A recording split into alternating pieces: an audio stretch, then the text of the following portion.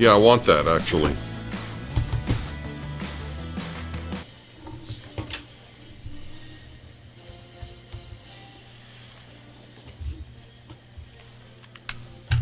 Well, hello, my friends. I'm Dennis Prager. I would say at least 10 years ago, maybe 15 or maybe 20, I pushed for recording teachers in classrooms. I have a column on it from, 15 years ago. Certainly did many shows on it. So it brings me joy to see that something that may have sounded idiosyncratic at that time is now becoming more normative. You send your children all day to be taken care of by people, many of whom are contemptible human beings, teaching contemptible things. Not all, but it doesn't matter.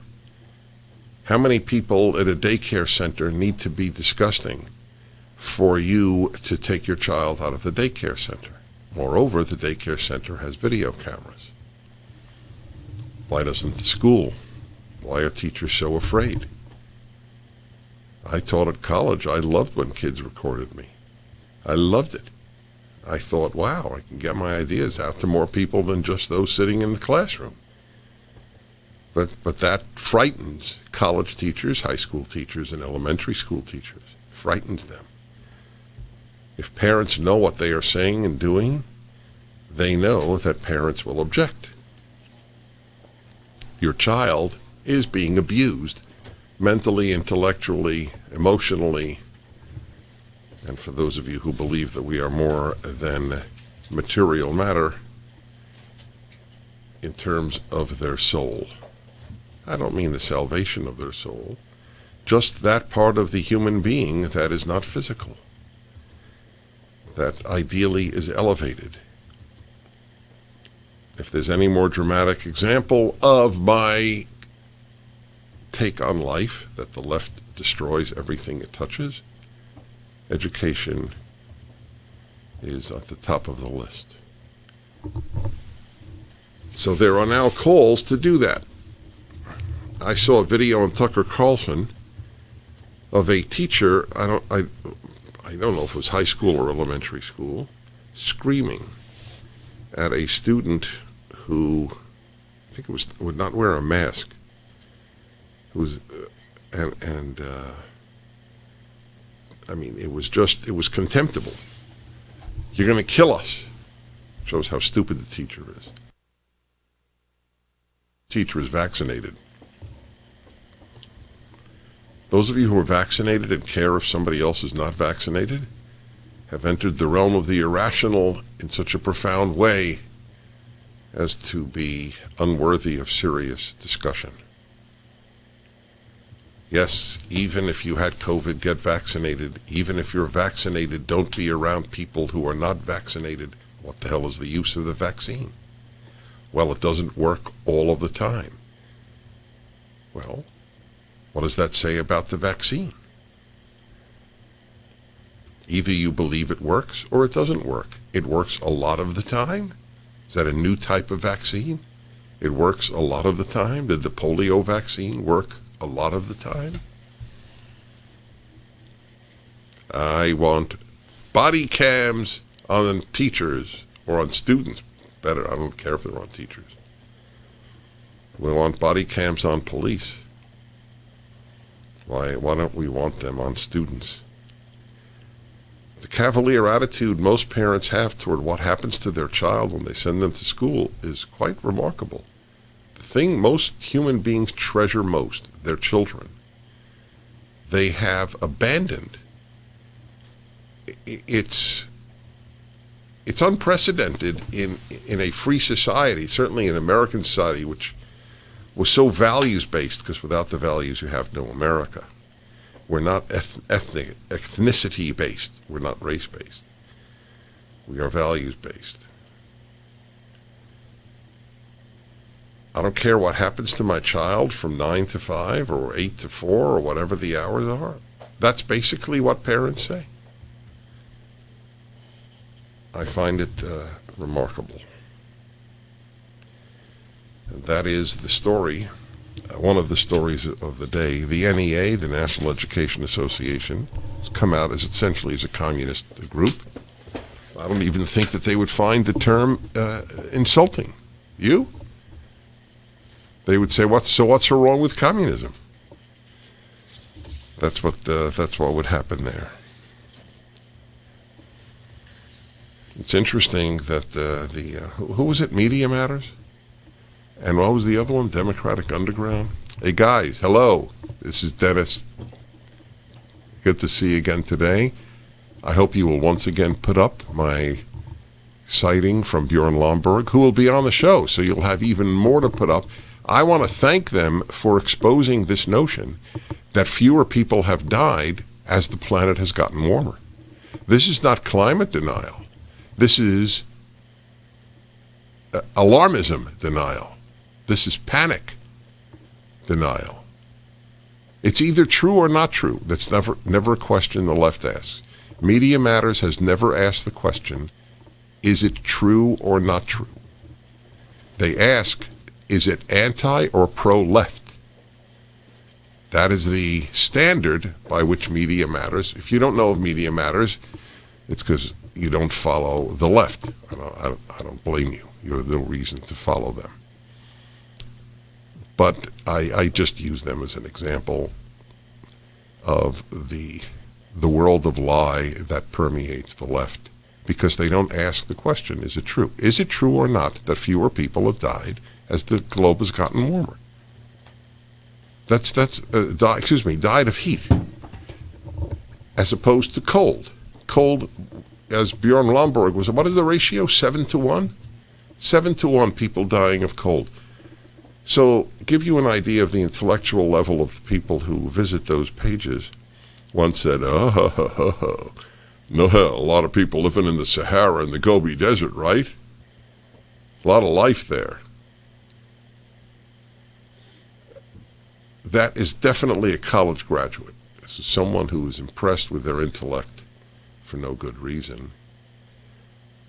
Is there any, how much life is there in the Siberian tundra? Northern Canada.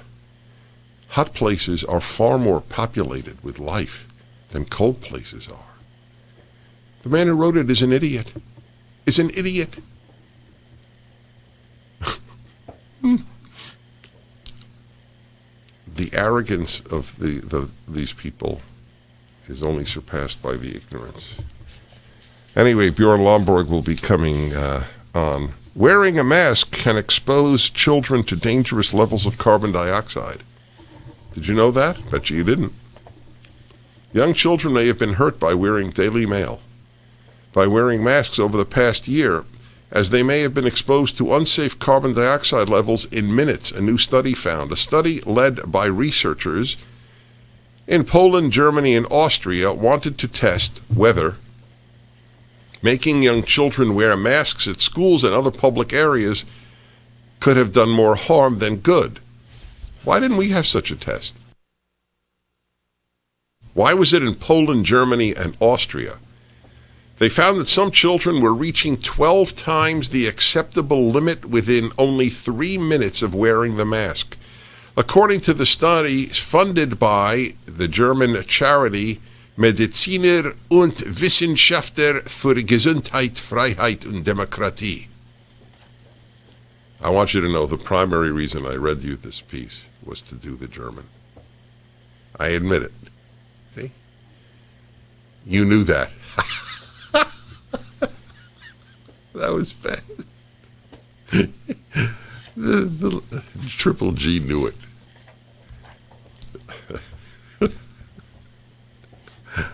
Researchers who published their study in JAMA journal, which is, by the way, I am shocked that the Journal of the American Medical Association, the problem is, since I'm shocked, it doesn't matter to me that it was published there.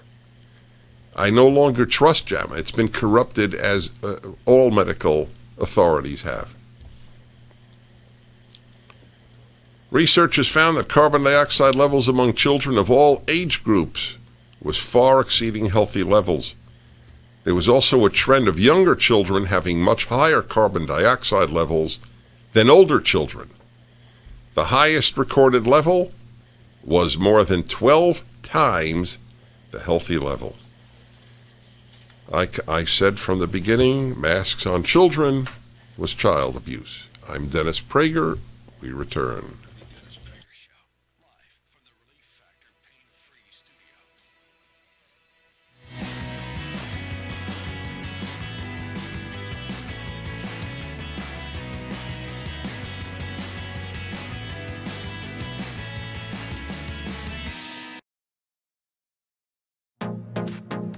Trending now on the Hugh Hewitt Show.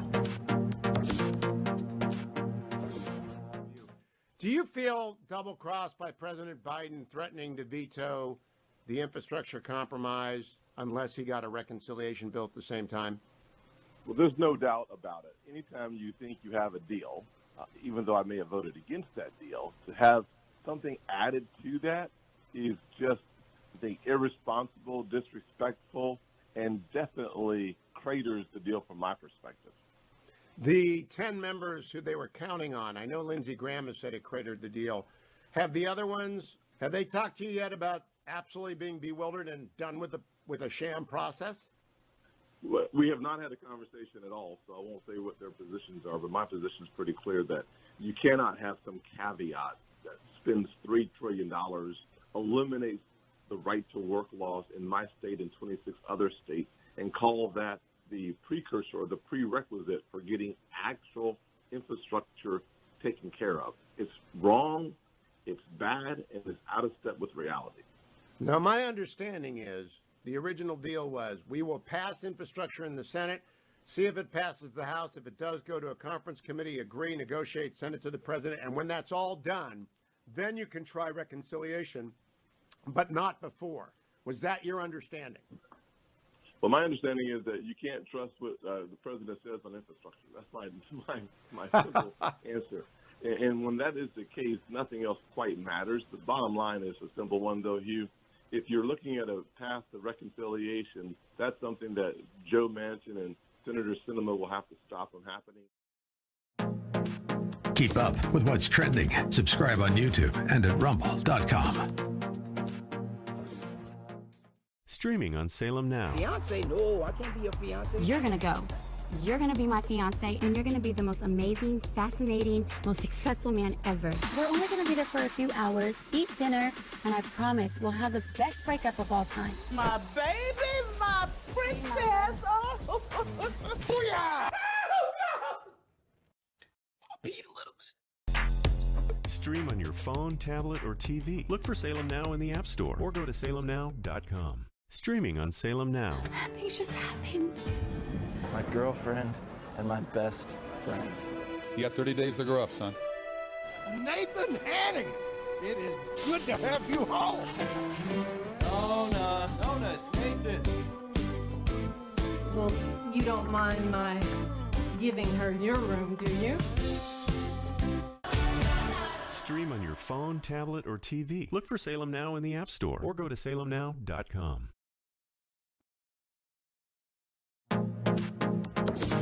Trending now on the Larry Elder Show. Telling him about this former NBA player named Jay Williams, who congratulated the Celtics on hiring their, quote, first head coach of color, close quote. His name is Ime Udoka. He is from Nigeria, played in the NBA, and was an assistant coach and worked his way up. And Jay Williams congratulated him as the Boston Celtics, quote, first head coach of color, end of quote. Sigh. You ever heard of Bill Russell? He was the first black head coach in the NBA anywhere. Coach from 1966 to 69, won 2 titles, by the way. A guy named Tom Sanders served as a coach for the Celtics, also a black man. Casey Jones from 83 to 88 won 2 titles. Oh.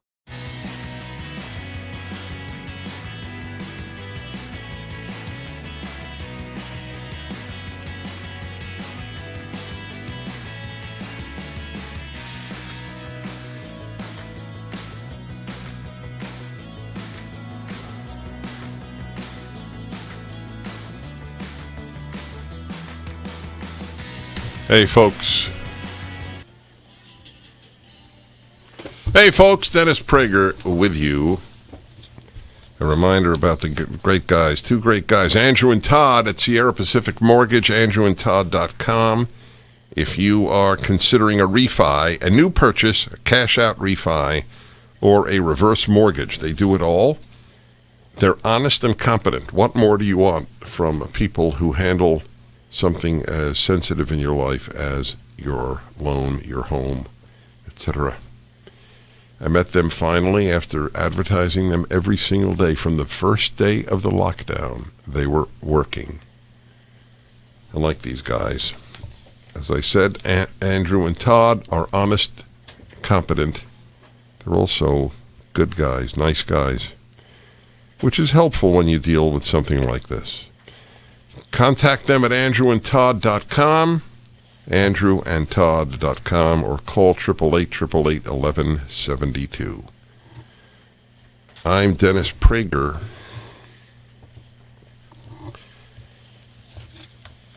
I just read that there will not be any spectators at the Tokyo Olympics.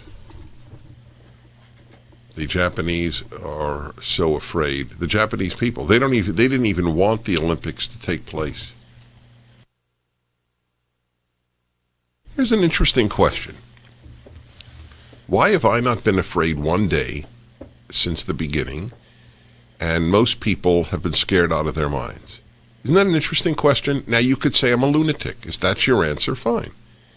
But it is a worthy question. Now, why wasn't the living martyr? Now, you might say, well, that's why he has the name living martyr. He was actually hoping for COVID. Tell the truth, I was hoping for COVID. I wanted to get the antibodies early on, but I've been taking ivermectin and hydroxychloroquine and vitamin D and zinc, and I was living with two people who had COVID. I did not wear a mask in their presence, and I did not socially distance in their presence, nor did my wife. So that's a real interesting question. Even if you are far left, well, there's no difference between far left and left. There's a difference between left and liberal. Even if you are left, you got to admit it's an interesting question. Why are you far more likely to be scared than a conservative? Right? That is a legit question.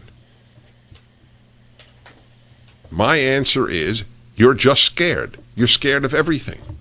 That's why you have safe spaces on college campuses. You're constantly scared. You're scared that you will die of the world overheating. Right? What are you not scared of? The only thing I'm scared of is you taking over the country. I have no other fears. But you fear everything, and that is animating in a leftist. There was no protest all this year. There's still none. Kids of 2 have to wear a mask on a plane. Are you joking? And you think that is rational? How many 2-year-olds have died of COVID versus other reasons for dying? How many 2-year-olds have killed anybody with COVID? 3, 4, 5, 6, 7, 8, 9, 10, 11, 12-year-olds.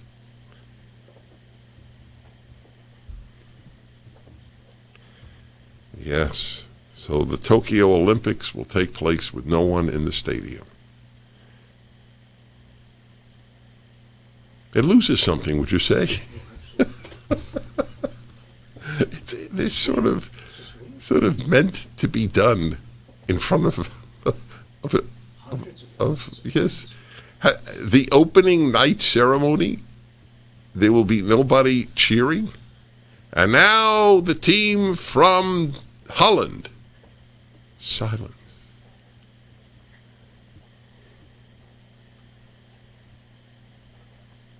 Isn't it fascinating? Why is there no such thing as, hey, you want to kill yourself? You go out there without a mask, but I'm not going to force you to wear one. Oh, because you'll kill me. Yeah, but I thought you were vaccinated. Yeah, but it doesn't always work. There you go. It's a deterioration in the American character. that has taken place over the last 50 years, 75 years actually, beginning with the baby boomers, who were spoiled by the greatest generation. Greatest generation didn't know how to raise children. The parents of the greatest generation knew how to raise children. And their parents and their parents and their parents and their parents. And by the way, one of the signs of poor upbringing is wanting to be loved by your child at all times. As if parents are in a popularity contest. Hey, bud. I know a lot of you call your kid bud or buddy. And a lot of times you're a wonderful parent, but it's not my theme. Your child is not your buddy. It's your child. I don't call my son, except sometimes it's a joke, or I pick up the phone, how you doing, son? I call them by their names. But I prefer son to buddy. What do you think, son? So yesterday, I was on Carl Jackson's show in Orlando, Florida. I am very proud to have brought to national radio, Carl Jackson. He was already on radio. And he will be sitting in, apparently, for Larry Elder. He announced it. And he thanked me for making that possible.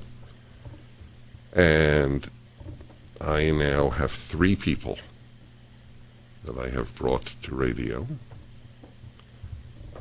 Larry Elder, Carl Jackson, and Julie Hartman. It's a wonderful thing to do that. Carl Jackson mentioned to me how he was raised.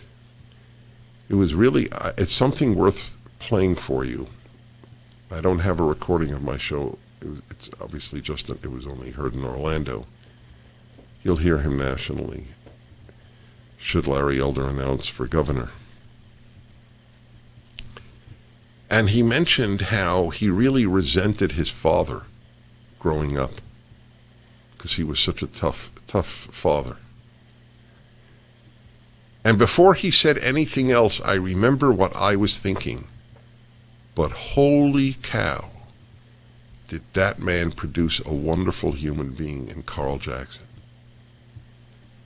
And then he added, and as I've gotten older, I've become more and more thankful for my father's strictness. Yes, my generation was spoiled rotten by, not all of us, I certainly wasn't. I had a very tough father, and a tough mother for that matter. And if you think I'm a good guy, that's a big reason.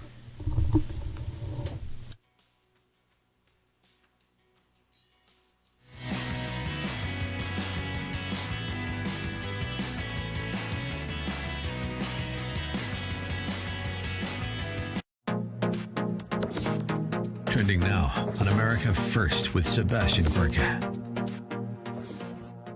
When did you wake up and say, hang on, this is not good?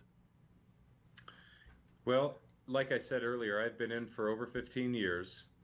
The first 14 years of my career, I was in the Air Force, was in the flying community, and then came into the Space Force. Every unit that I've ever been in, all of my professional interactions with people during the preponderance of my career have been highly professional, not politicized.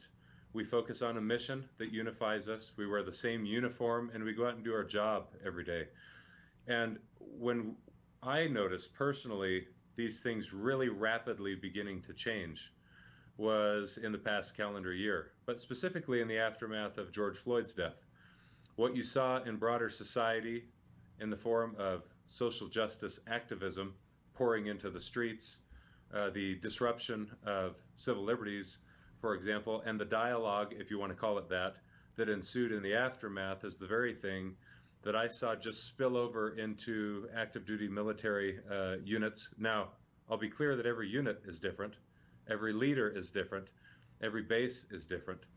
But that's when I was really keen on seeing this happen. Now, I've been in academia for the past 2 years.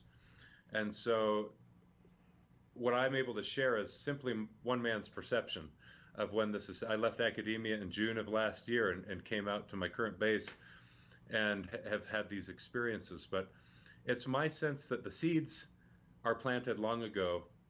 This is a subversive agenda. Keep up with what's trending. Subscribe today at rumble.com. Streaming on Salem Now. Some lawyer hit a little girl. Former cancer patient Sharon Blackwell was struck by an oncoming vehicle. Take this into evidence, sir. I need to call my wife. You've been accused of texting while driving. Before you take your daughter off life support, give God room to be God. You're not guaranteed another day, but you have today. Stream on your phone, tablet, or TV. Look for Salem Now in the App Store or go to salemnow.com. Trending now on The Charlie Kirk Show. Email us your thoughts, freedom@charliekirk.com. We are losing almost anything in our country that hasn't been corrupted or co-opted or hijacked by the activists. We as human beings are not wired for this perpetual state of activism. We live in the greatest nation ever to exist in the history of the world. So how could someone like Gwen Berry, a black female hammer thrower, how could she possibly get to the conclusion where she thinks America is so evil and so awful that she will turn her back during the national anthem and she will say that she is protesting systemic racism? And she said, I felt like I was set up and they played the national anthem on purpose. Oh yeah, they played the national anthem on purpose, Gwen Berry. That's sort of a prerequisite of being an athlete and winning. Well, I'm sorry, you didn't win. You got third. She said, quote, they said they were going to play it before we walked out, and they played it when we were out there. But I don't really want to talk about the anthem because that's not important. The anthem doesn't...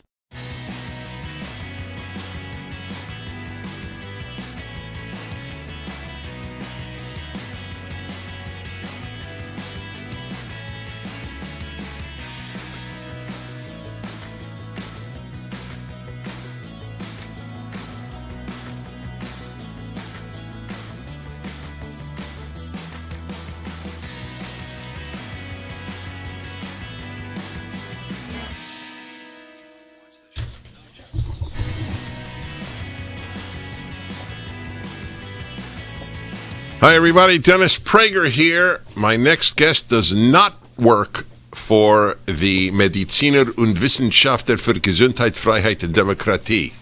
I just want to announce that. I wonder if Bjorn Lomborg gets a tiny bit nervous before coming on my show. What will Dennis Prager do? Is there a voice in you that says that, Bjorn? Well, there was certainly a voice that was trying to understand what you did tell me I was not from. But yes, it's always entertaining to hear what you're going to come up with next. It was the name of a German research organization that I had cited earlier on masks, on the deleterious effect of masks on children. So I just got a kick out of no, I'm saying not it. from that organization. No, you're not. Bjorn Lomborg is one of my favorite people, ladies and gentlemen. It's as simple as that. It's a very simple reason. He is rational and courageous. That's a great combination. He actually is the embodiment of what the left claims they do, and that is follow science. And he's the founder of the Copenhagen Consensus Center, visiting fellow at the Hoover Institution at Stanford University. His latest book is False Alarm: How Climate Change Panic Costs Us Trillions, Hurts the Poor, and Fails to Fix the Planet. Truly, I would say one of the 10 most important books of the recent past. Okay, so Bjorn, you wrote this fantastic piece for USA Today. Why did they publish you? I'm shocked. I'm serious. I was shocked. Yeah, well, I think you got to ask them. I think they're actually pretty good at not just listening to sort of the standard fare. I mean, look, on global warming, almost all the time you hear this is the end of the world, we're all going to die, it's a terrible catastrophe. And look, global warming is a real problem, but it's not the end of the world. And pretending that it is makes us vastly misuse our resources and makes us spend lots of resources on pretty dumb policies.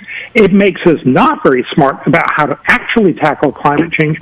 And of course, it makes us forget all the other problems we need to fix. And I think USA Today actually wants us to understand that just like every other policy option, you need to hear more voices instead of just that one voice. Climate change is bad. It's the end of the world. We all got to change our life right now. Has the New York Times or Washington Post ever published you? Oh, they used to publish me a lot more, both of them. But no, I was in New York Times last year, but that was mostly because Nobel laureate guy I know actually had written some pretty terrible things about me and for wrong reasons. But no, they don't normally do that anymore. And it is a big shame because honestly, climate change, like pretty much all other issues, it's not a partisan issue. It should be about being smart about our resources. It should be about saying, look, climate change is a real problem, but we've got to fix it smartly. We can't afford to fix it badly. Well, for the record, being smart is a partisan issue, but I won't develop that. Well, I would hope it's not. I think there are smart people on both sides, but again, I'm not American. But I really think being smart is something that both Democrats and Republicans ought to be able to agree on. But yeah, sure, there's going to be differences. The difference between ought and is big. Your column is very important about the deaths, and I cited it. You will find this of interest. I read from your column on my show a couple of days ago, and the excerpts were then posted on Media Matters and another left-wing site as an example of the idiocies of the right, that they would claim that more people are dying from cold than from heat. In other words, it was a self-evident idiocy that only the right could believe. And so I just want you to know, just reading your article got me into their radar. It's really, that's what I mean by smart is not partisan. Okay, or is partisan, I should say. So explain verbally what you wrote about. So a lot of people have been talking lately about heat deaths from the heat dome in the Northwest. And obviously that heat wave was terrible. It's probably killed many hundreds of people. And there's nothing good about a heat wave. And certainly part of this is likely to be the kind of thing that we would see from climate change. So people are pointing out, see, this is climate change. This shows we need to do something about climate change. We need to change course. Right, hold it there. Don't forget where you are. Bjorn Lomborg and climate change. Back in a moment. ReliefFactor.com is at 800-500-8384 or ReliefFactor.com. Relief Factor is a miracle, not drug, miracle, little safe supplement that is being used by millions for good reason. It works. Try it for 3 weeks. They say if it doesn't work in 3 weeks, it probably doesn't work. So they give you a 3-week tryout price of $20 plus shipping. That's it. Doesn't work in 3 weeks, cancel the order. ReliefFactor.com, 800-500-8384.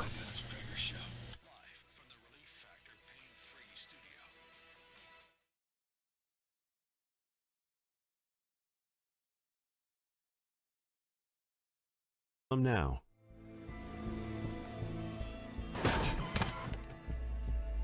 Some lawyer hit a little girl.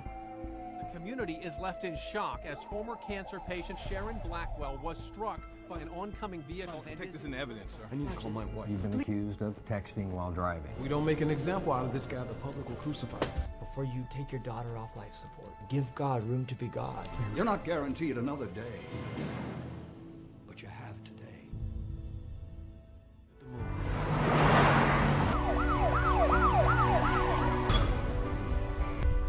Get back or I'll shoot you. Only one's left inside for the pastor and his 2 daughters. If you run, I'll shoot your family. Nobody cares whether I live or die. It's bad. I'm not going to stand around and be a part of it anymore. Give me the gun. Stream on your phone, tablet, or TV. Look for Salem Now in the App Store or go to salemnow.com. Trending now on The Charlie Kirk Show. Gwen Berry needs to be punished. You see, there's only 2 ways to handle insurgents like Gwen Berry. You can pander to them, and you can try to find a middle ground with them.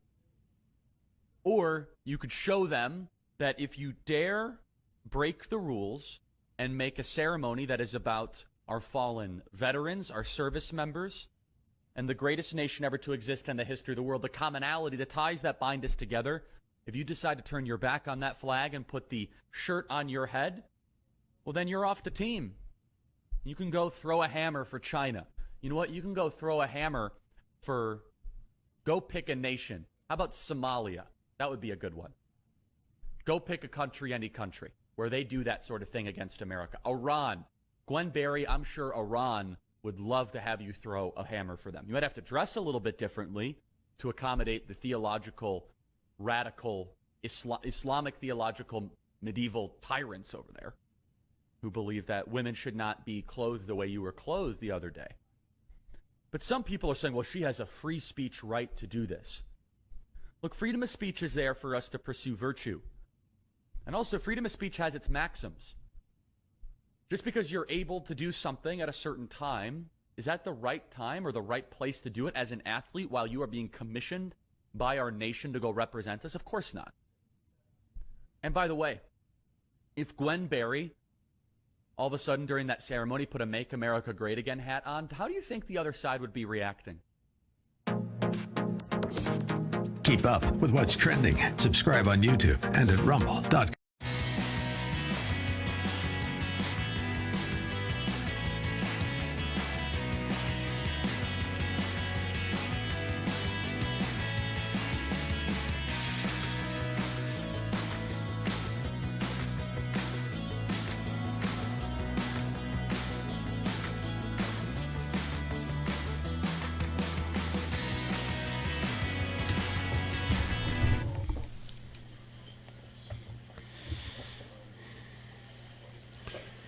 Okay, Bjorn Lomborg. But Bjorn Lomborg, by the way, is your field economics? Is that your background? I'm actually a political scientist, so I think I'm a pretend economist. I work with hundreds of the world's top economists, but I'm just a lowly political scientist myself. Mm-hmm. Oh, that was a bit too humble for my show, but nevertheless. You're not lowly on this show. All right, I'm a great political economist. There you go. All right, so back to this column, folks, which is up at DennisPrager.com. It is so consequential about comparing deaths from cold to deaths from heat, and just giving the lie to how spectacularly fatal it is. So continue, please. So everyone talks about these heat deaths, and yes, they're important, and obviously we should do policies to avoid people dying from heat. But as you pointed out, almost everywhere, cold deaths vastly outweigh heat deaths. Every year in the U.S. and Canada, about 2,500 people die from heat, but more than 130,000 people die from cold. And so there's just an incredible gap between these two numbers. And yet most people, as you also just presented, sort of assume, of course, there are more heat deaths than cold deaths. No, there are not. This is obvious in cold Canada, but it's also true for both Spain and the U.S. and Brazil, and even in very hot countries like India. And this is not just my understanding or a few peer-reviewed papers. This is what everyone shows, and the World Health Organization in their global burden of disease. So this is not something you can have an opinion about. This is just the way it is. So what you need to understand is, as temperatures rise, you will see more heat deaths. That's true, and that's a problem. But we're actually currently seeing even fewer cold deaths. So we're seeing more avoided cold deaths than we see extra heat deaths. So right now, it is actually such that we're probably seeing about 100,000 more heat deaths, but about 200,000 fewer cold deaths because of global warming. If you're only being told about the people that die from heat, which is true, but not being told about the very, very many people who don't die from cold because of global warming, you're not very well informed. So ironically, or at least ironically, if one believes what one reads in most newspapers, it is fair to say that fewer people are dying as a result of global warming. It is true today. The important bit is to remember that what we talk about and what we're trying to do with climate change is not really about changing the temperature or even the temperature increase right now. It's about changing it over the next 50 to 100 years. And in that time period, it is very likely that there will be at least as many or possibly even more extra heat deaths compared to fewer cold deaths. So in some way, you could say this is a benefit that we were already scheduled to have. And so we have to have the conversation about what are we going to do for the next 50 to 100 years. But the crucial bit is still to remember you're only being told one side, the negative side or the scary part of climate change. And of course, you're not being told how do you mostly save people from heat. You do it through air conditioning. Remember, the U.S. has seen increasing heat at least since the 1960s. And what you have also seen is fewer people dying from heat. Why? Because you got air conditioning. And of course, that's the simple and cheap and effective way that you will save people around the world. That mostly is about making sure that people are not poor. Exactly. So one more thing that I've never gotten a coherent response to. If people truly believe the dangers of global warming, why are they not passionate advocates of nuclear power? And that's a very good example of why people are probably not really worried about global warming, because obviously if you think this is the end of the world, it seems very, very weird that you would say, so let's do the policies that haven't worked for the last 30 years. The problem with nuclear power is that it's still fairly expensive, and that's one of the reasons we'd be very happy that Bill Gates and many others are actually investing in making the next generation incredibly cheap. We'll see whether that succeeds, but obviously if you get nuclear power that's not only safe, but also very, very cheap, it's going to be very hard to imagine that that's not the way the world is going to pick its future energy. So do you think if it's cheap, it already is safe in my opinion, but if it's cheap, can you see any reason it will not be the dominant source of power?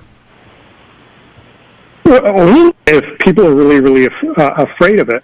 But again, remember, coal power pollutes a lot. Coal power probably kills about 500,000 to 1 million people every year. So it's very, very dangerous.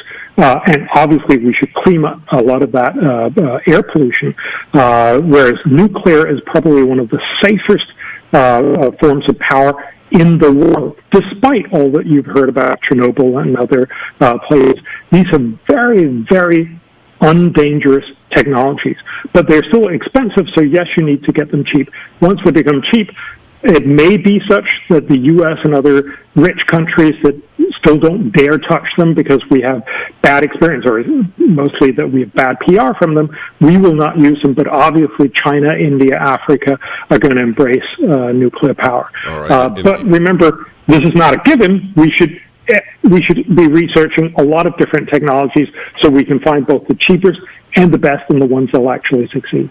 All right. I was going to thank you, but I do have one question I have not seen you write on, and I would like you to answer me, and that is, I think between nuclear power and desalinization, humanity's future is very bright in those arenas. Am I wrong about desalinization? We will return. Bjorn Lomborg, my guest. I'm Dennis Prager.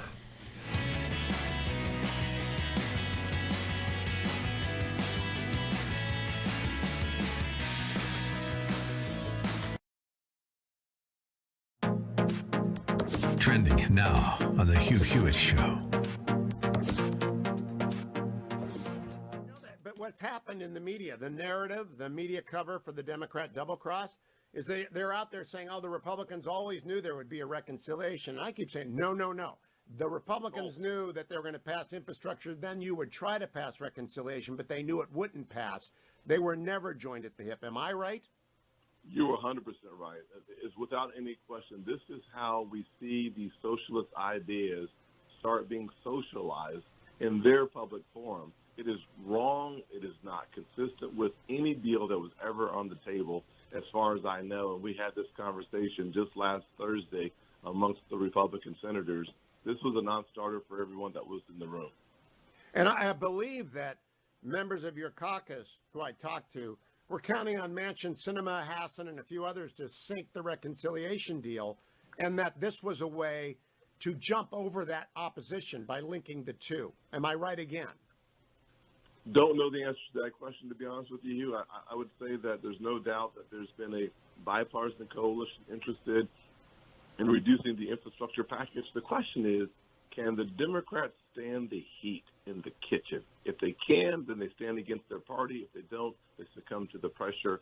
I don't want reconciliation to be used on a $2 trillion mammoth package that has less to do with traditional infrastructure and more to do with a utopian society that can't exist because you can't perfect man and you can't expect people in Washington to spend your money better than you would.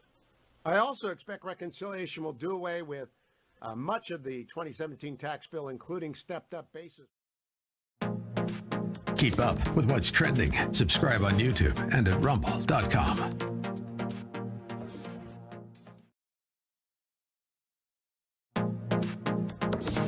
Trending now on The Larry Elder Show.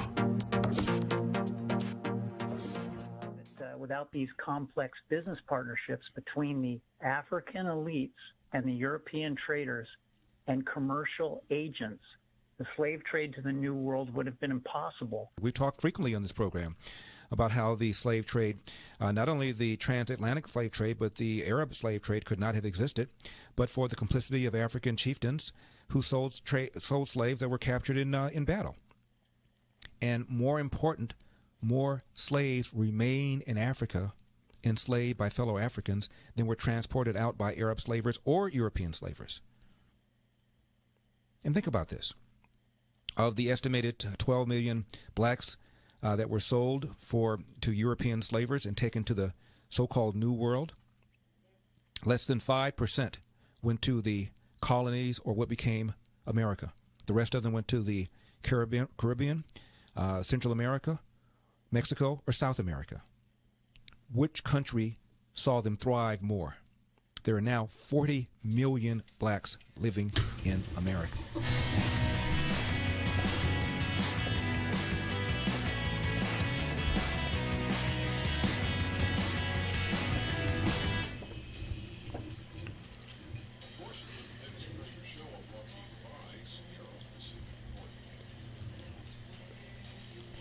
Dennis Prager here.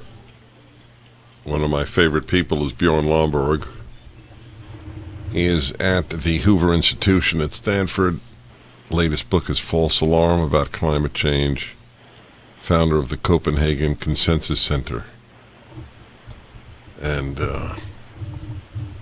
he is Dutch. a member of a people I consider, he's Danish, I'm sorry. Woo, that was a terrible. Bjorn, I can't believe. That was one of the great boo-boos of my radio career. Okay, what am I going to do? I should remember because I had you say happy birthday in Danish, and I found that to be one of the more challenging linguistic phenomena. So would you say that again, though, for those who are having a birthday today? Tillykke, Dennis. No, it was just Tillykke? That was it? There was one much longer one. Was it Happy New Year? Well, okay, Tillykke med fødselsdagen. Now we're talking. That's what I remember from my days in Copenhagen. So I have two dreams: nuclear power and desalinization plants. I have not read you on the second, and maybe you don't have a foreign policy, but I'm gambling on the belief that you do. Oh, I mean, look, desalinization is an obvious solution to a problem that a lot of countries, especially hot countries, have. They don't have enough potable water. And I don't know if you remember, but back in the late 1990s, a lot of people would be saying the last wars were about oil, but the next wars in the 21st century will be about water. Right. But of course they're not, because people build desalinization plants. So again, this is one of those places where if you have enough energy, if you have enough technology and innovation, you can solve pretty much all problems. Exactly.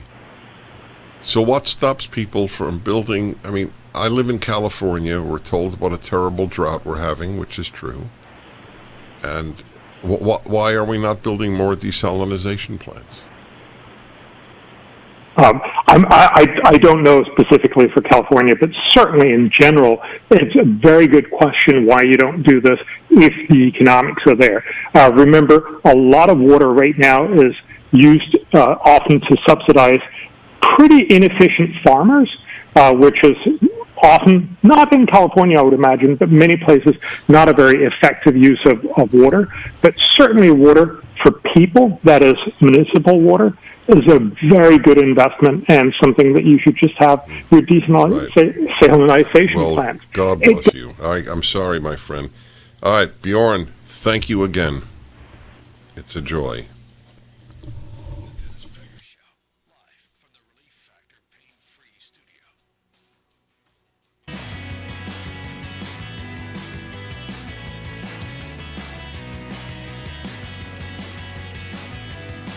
Streaming on Salem Now.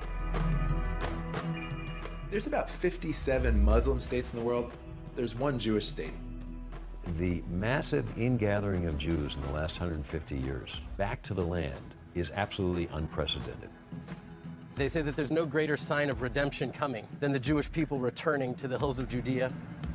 As a Christian, I've always supported Israel's claim to the Holy Land. To me, the Palestinians were just getting in the way of God's plan. 300,000 Palestinians are unemployed.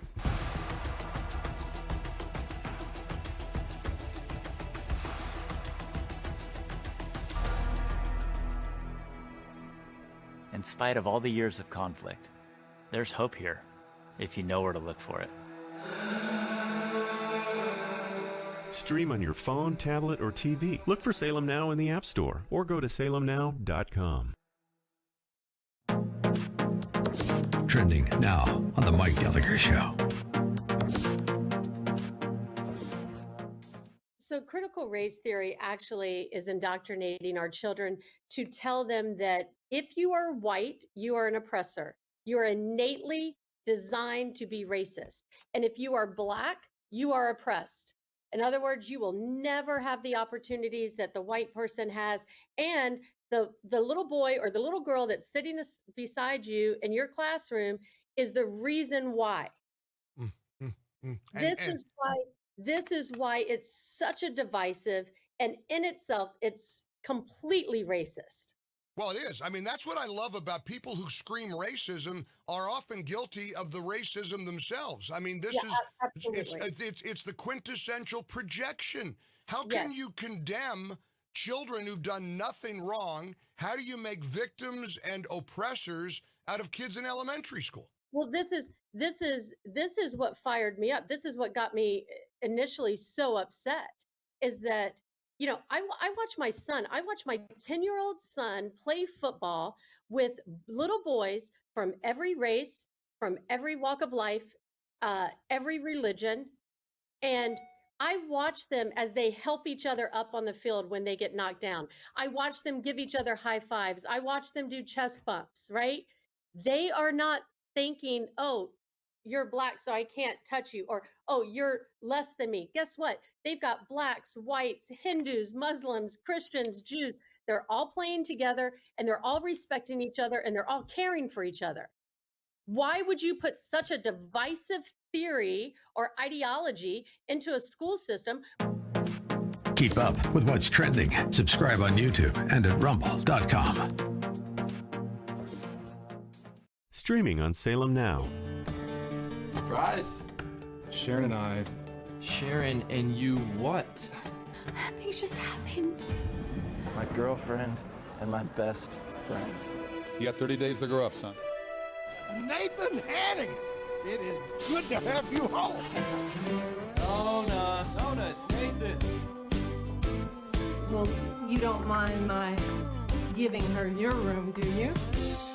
Really, though, thanks for thinking of me for this position. I thought about you first. Come on, growing up, I had a huge crush on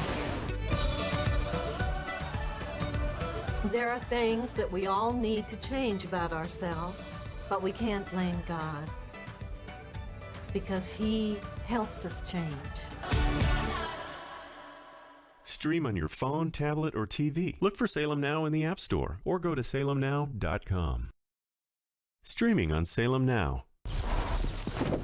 218 out with him. Headed for the house.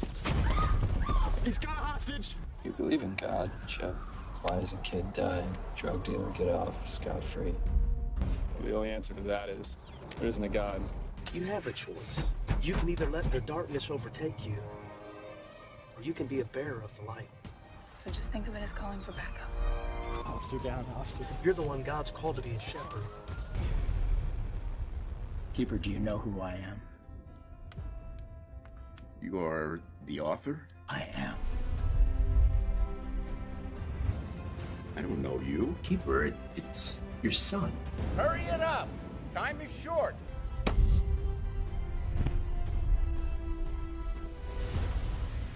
Stream on your phone, tablet, or TV. Look for Salem Now in the App Store or go to salemnow.com.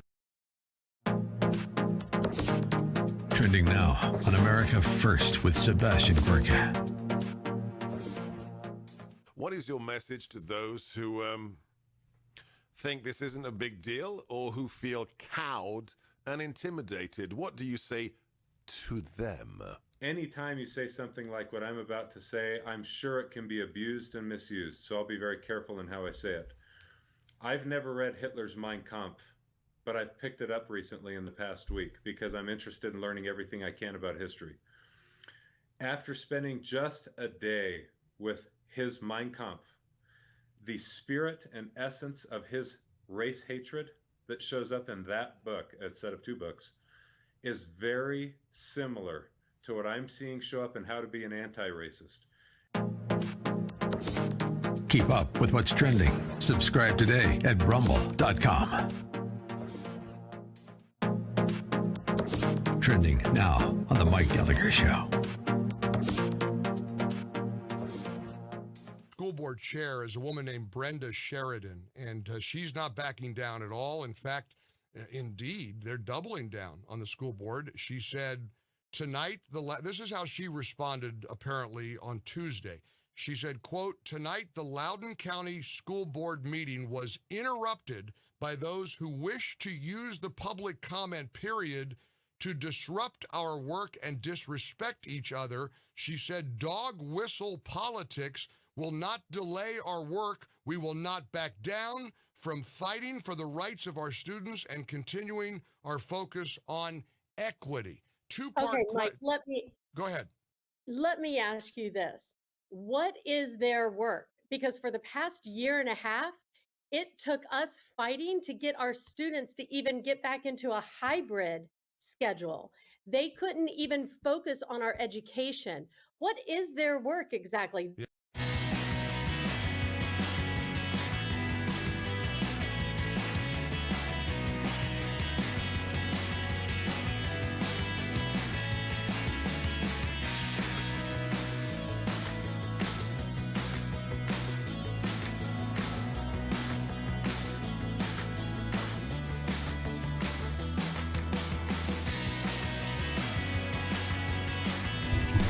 Hi, everybody. I'm Dennis Prager. It is a total delight to have Jesse Waters on. Jesse Waters, for most of you, needs no introduction.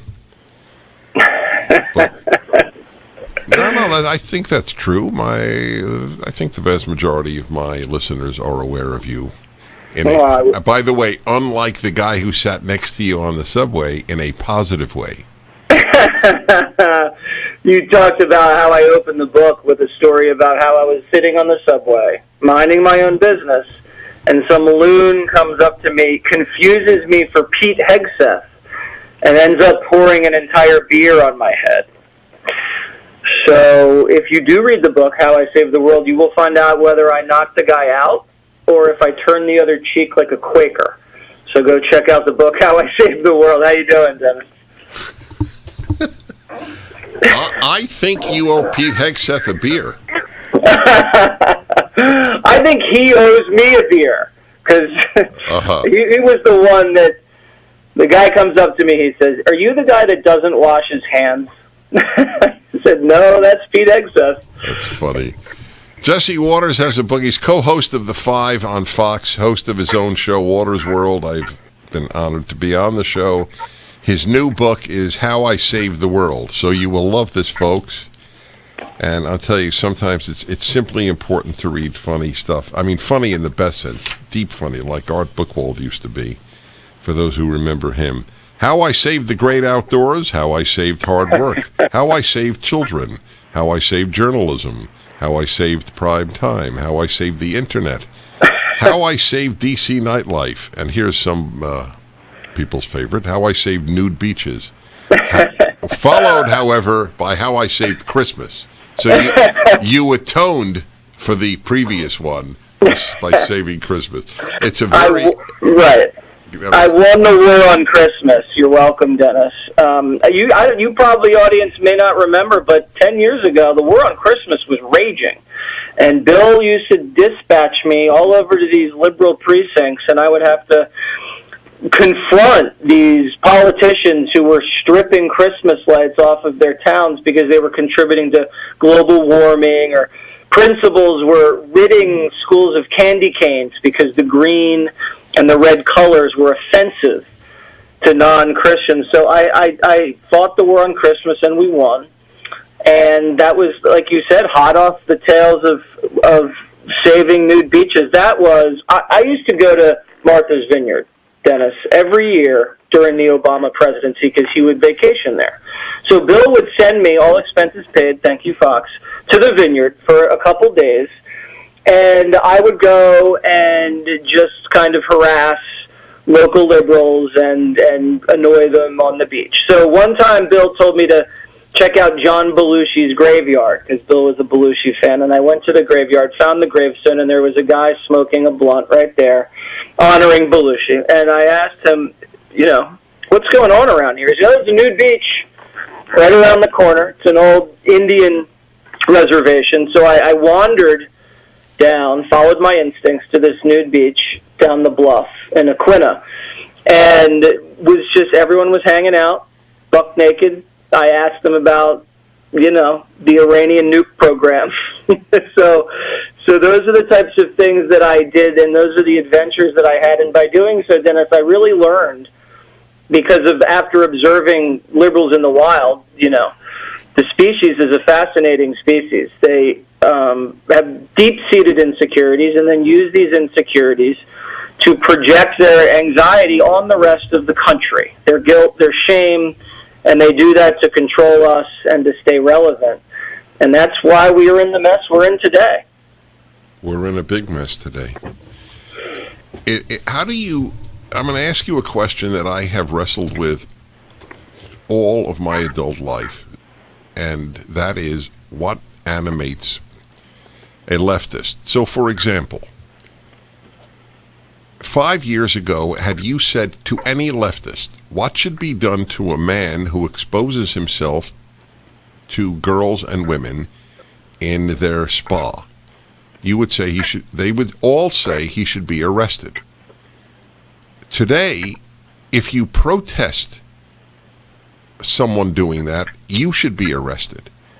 It is a complete inversion of reality within a couple of years. How do you explain that?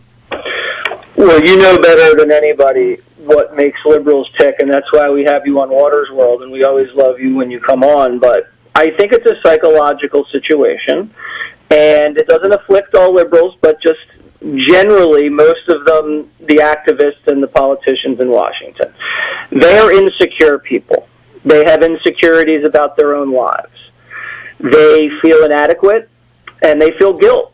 Guilt at the success of this country that they had nothing to do with, guilt over the fact that capitalism and free enterprise and the great American dream has contributed to so much success and bounty and freedom in this great land and all over the world that they had nothing to do with because they weren't in control of it.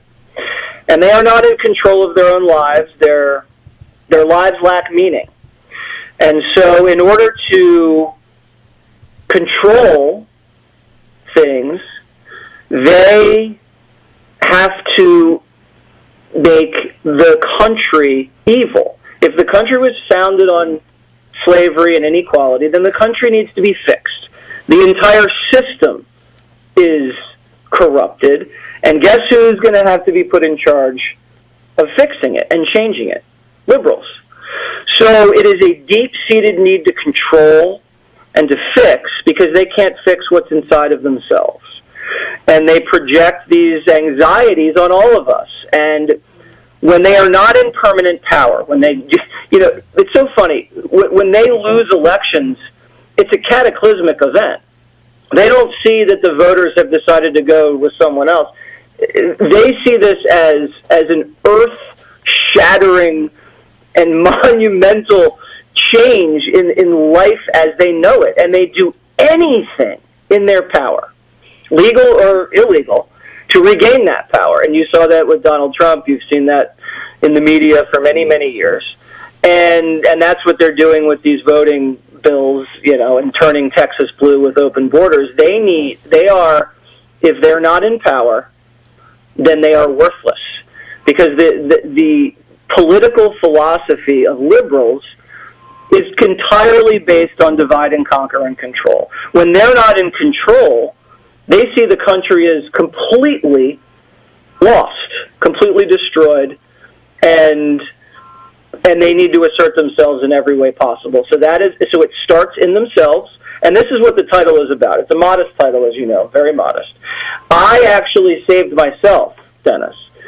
I got to a place in my life where I was comfortable with my career. I got remarried. I was happy. I had a new situation, found balance in my life, and I was able to save myself, and as you know, it is my world. So I did save my world. But the Democrats have a savior complex. They are constantly trying to save other people, black Americans, young Americans, immigrants, save everybody, save capitalism, save everybody. But it's actually themselves. You know the expression, keep your own house in order before you go around pointing your fingers at everybody else. That's their problem. So if they would just look inside themselves and figure out what's going on in their lives that lack meaning, I think the world would be a better place. Well, I'm glad I asked you the question. You obviously thought it through. I completely concur with the meaning issue.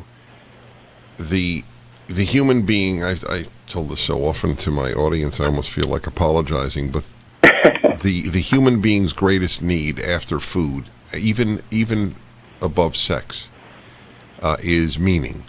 Yes. And the lack of belief in anything, no longer any Judeo-Christian religions, and no longer in America, they have had to develop new things to believe in. Precisely. Yeah. So okay. And I talk about this in the book because you remember civil rights movement, women's rights movement, Vietnam, even going farther back, World War II. There were major and cataclysmic social events that were going on that were creating a struggle in society. There was meaning behind those movements. There was struggle there. The Cold War, that was an ideological battle that gave people's lives meaning. We have it too easy now. We're in a post-Cold World War. Right. There's racial equality, pretty much. There's gender equality, pretty much. Everything's on your phone. You can order pizza. You can order dates. Life is good. Life is comfortable. There are no threats. So they need to create struggle in their lives to feel relevant. Good. Hold on that. I'm going to carry you over. Jesse Waters, How I Saved the World. The book is up at my website.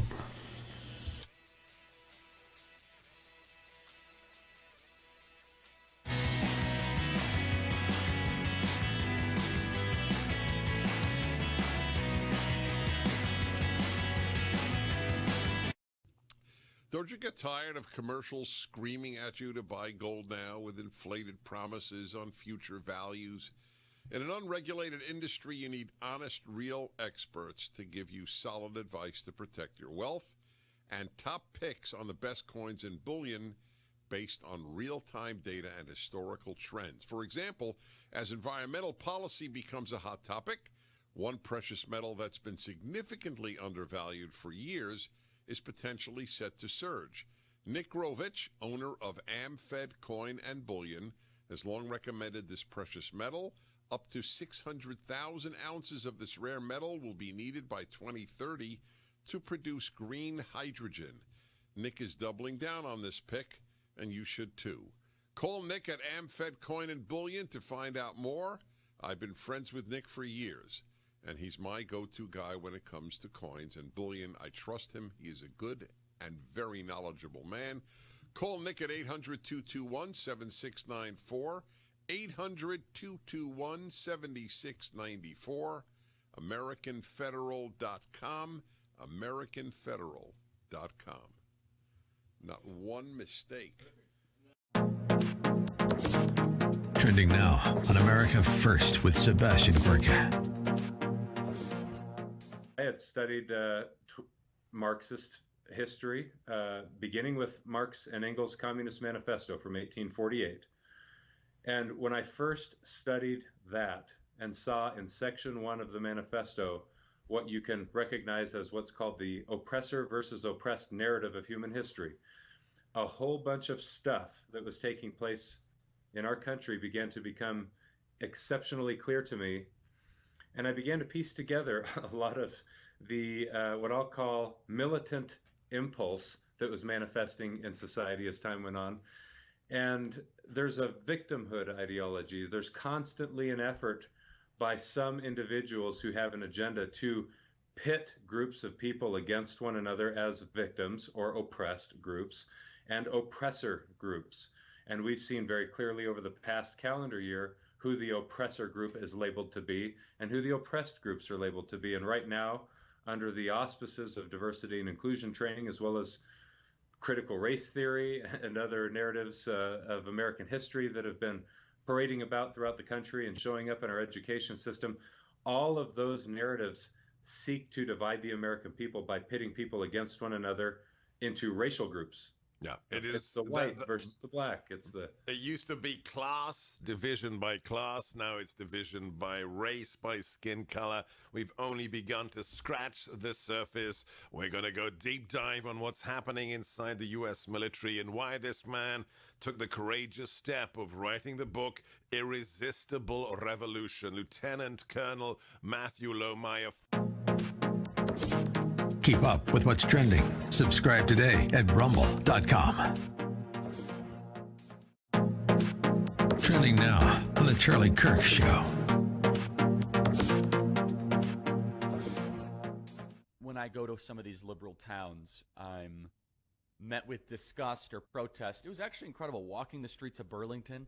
We had people coming up saying, I listened to your podcast. Now, this is literally the town where Bernie Sanders was mayor. That's Burlington, Vermont.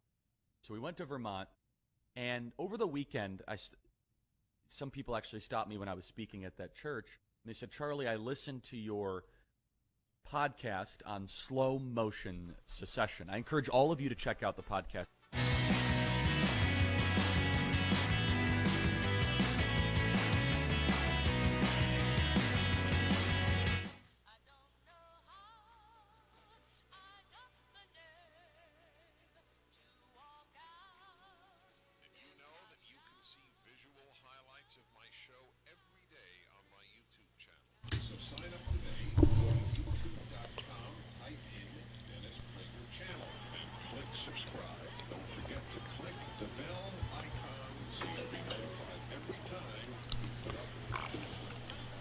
Jesse Waters of Fox News, of The Five, and of Waters World is on with me. His book was just published 2 days ago, How I Saved the World. And it's a wonderful book, and it's needed some lightness as well. I mean, it's a lot of thought in it, but it's the lightness with which he carries it out that is worthy. I know you know this. I mean, I assume you know this. How do you explain it? It would be fun to get your answer. It is the second best-selling book in the United States of America of all types on Amazon. You know who's beating me? I saw earlier today, Reese Witherspoon's book club recommendation is beating me. Now, Dennis, I have no beef with Reese. She seems like a very fine woman. But if you are not a fan of Hollywood, go out and buy my book, How I Saved the World, so we can defeat Reese. And that is nothing personal, Reese, but this book is much more important than that book. And I say that without any bias. My book, believe it or not, I've a Bible commentary, 5 volumes, 3rd volume's coming out this year. When the first volume came out, it was number 2 in the country.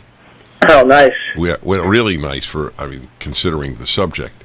But I'm only mentioning this because number 1, because that's the thing we're most interested in, right? If you're number 2, gee, what's number 1? Right. And clearly you had the same curiosity. Mine was I think it was a fictional story about a gay frog.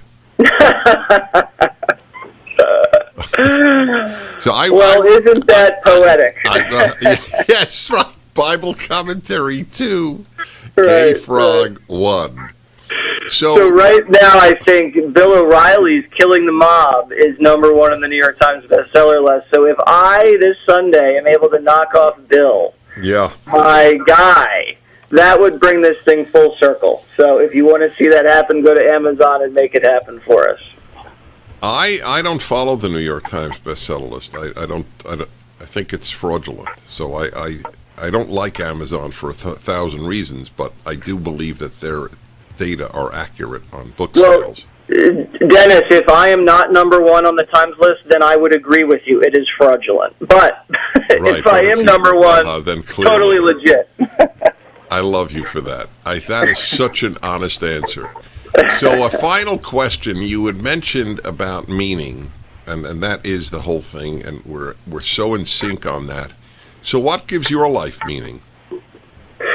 Well, I happen to be at a job that I love, and am so grateful for that opportunity because I know that not everybody in the country has that. A lot of people go and punch the clock, and it's 9 to 5, and they have a bad boss, and it's just a paycheck. I don't know. I got fired from about 5 jobs before I landed at Fox. I got fired as a waiter. I got fired as a bellman. I got fired in the financial services industry. Apparently, you have to have a basic grasp of arithmetic to handle millions of dollars of other people's money. So I landed at Fox. I was actually before Fox at the Pataki re-election campaign, Republican here in New York, and we had an attorney general candidate who was running against Elliot Spitzer, who was the original Love Gov. Remember, he was... I do remember, yep. Mr. Black Sox, and I was in charge of opposition research, and apparently I had forgotten and not notice that he was sleeping with every single prostitute up and down the East Coast. So many jobs I had before Fox, I finally got there, and it stuck. So I love talking about what I believe in. I love talking about this country. I'm a people person, so I also hit the streets and talk to the folks and hear what they have to say, and then communicate that energy on air from the studio. And I just care so much about this country that I don't want to see it hurt. I want to see it continue to thrive. And that's why I'm in the arena of ideas. We got to debate this and persuade people. And I love persuading people with words, but also with humor. And also with ridicule, because it's a very powerful and potent item. And you remember Jon Stewart, Dennis, used to just totally ridicule Republicans for that run he had. And it was so effective that Republicans were running scared. But when you're a conservative with a sense of humor, Democrats don't like that. They police humor because they understand the power of ridicule, and they're experts. And if you shatter their credibility, and that can really hurt their control.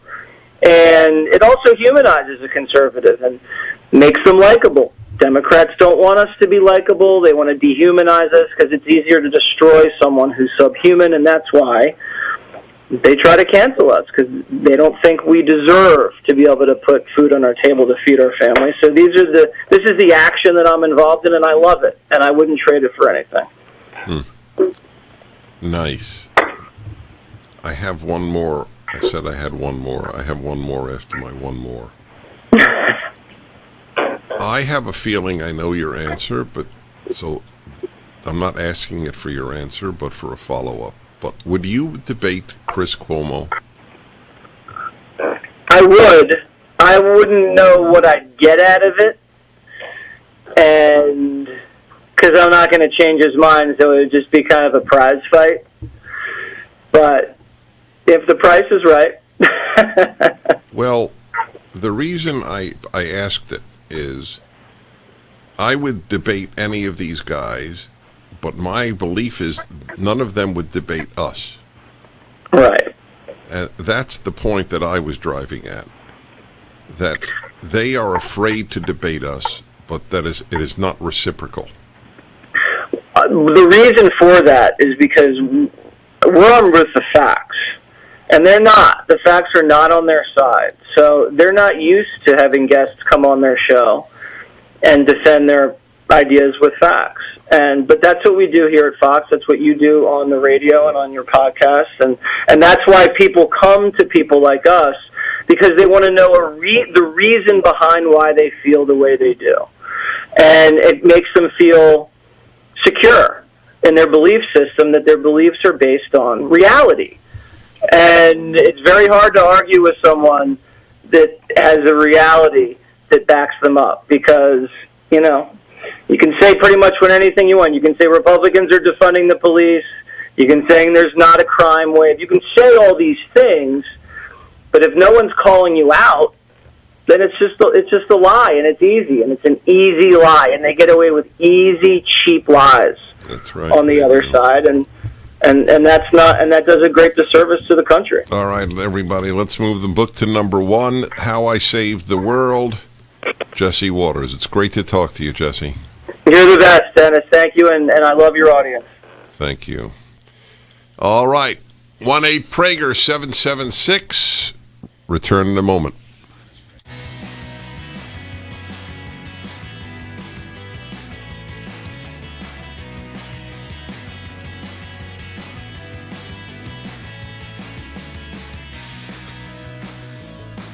Streaming on Salem Now.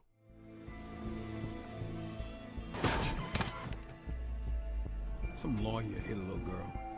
The community is left in shock as former cancer patient Sharon Blackwell was struck by an oncoming vehicle. Take this into evidence, sir. I need to call my wife. You've been accused of texting while driving. If we don't make an example out of this guy, the public will crucify us. Before you take your daughter off life support, give God room to be God. You're not guaranteed another day, but you have today.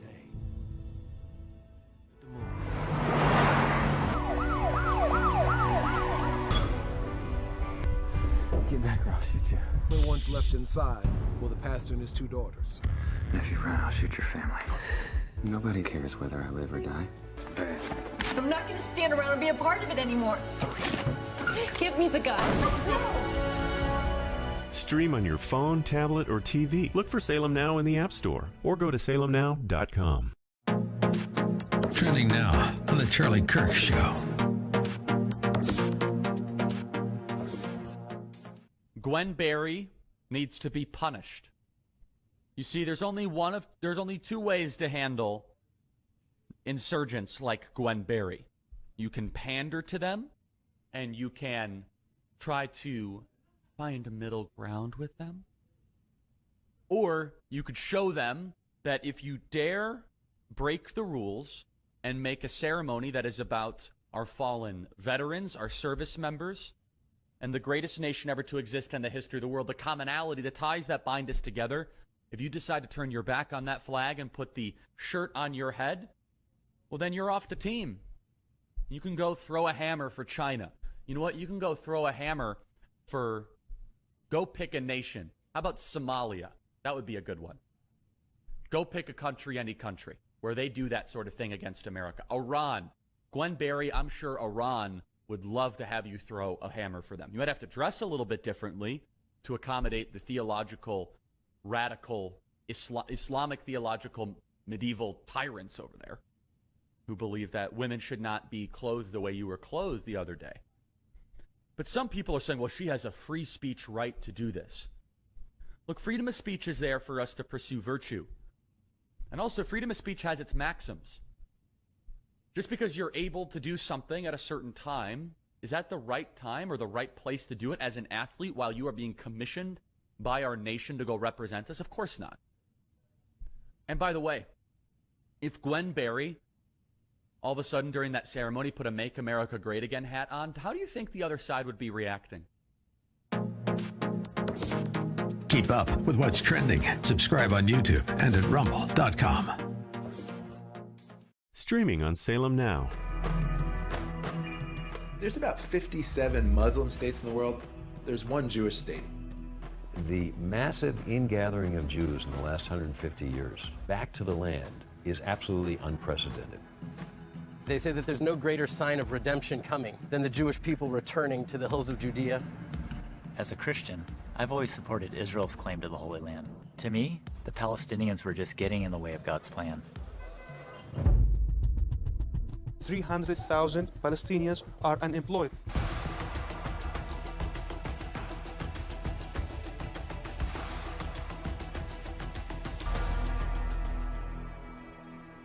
In spite of all the years of conflict, there's hope here, if you know where to look for it. Stream on your phone, tablet, or TV. Look for Salem Now in the App Store or go to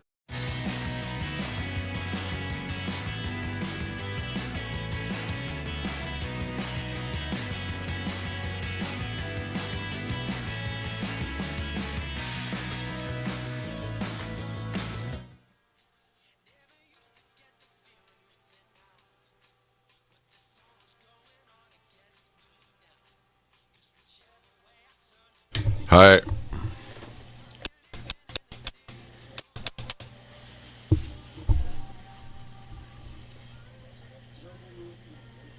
Hi, everybody. This is an actual story.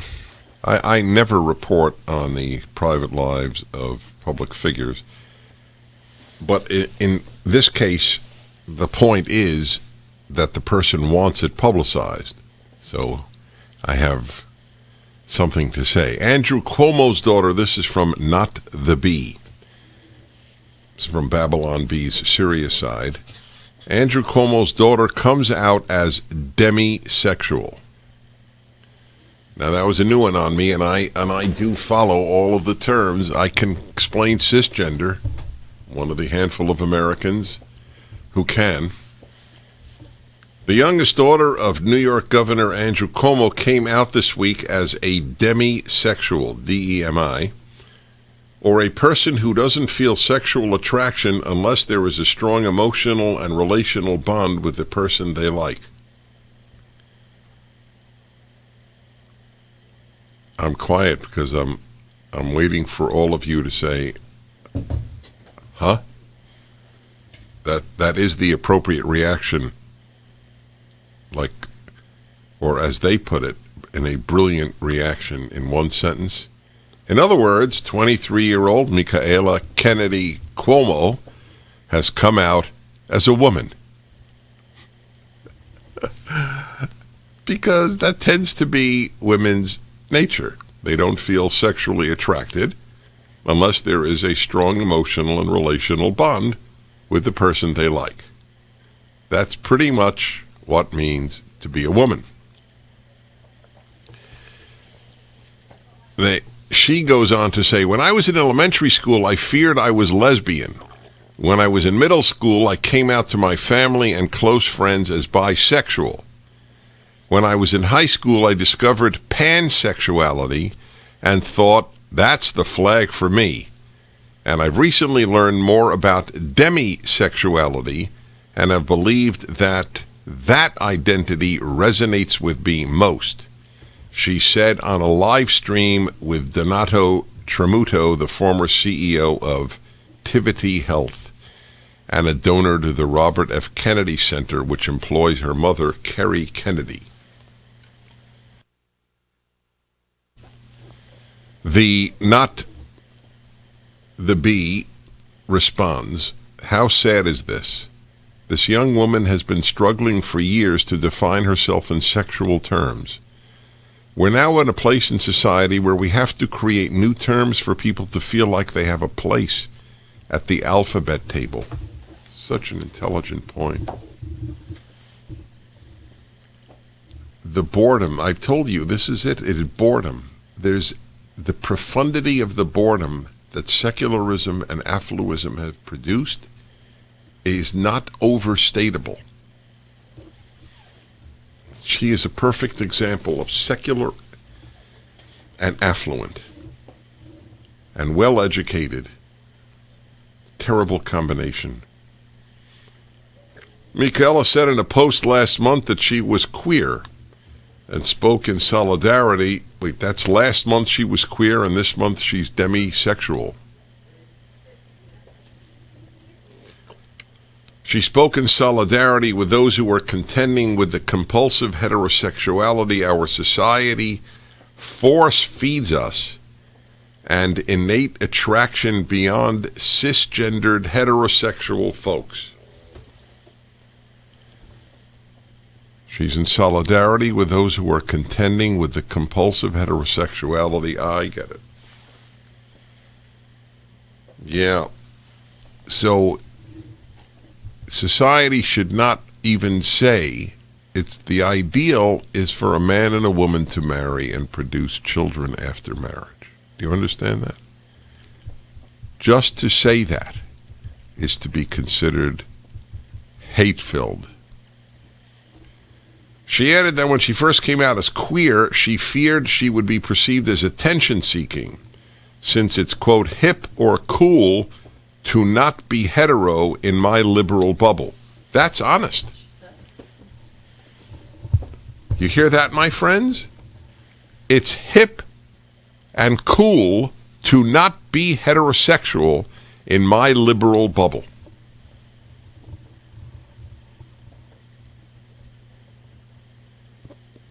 I'm curious, do you care if your child enters a liberal bubble where being hetero is not hip or cool? Think about it. That's a big part of the school problem. That is a liberal bubble.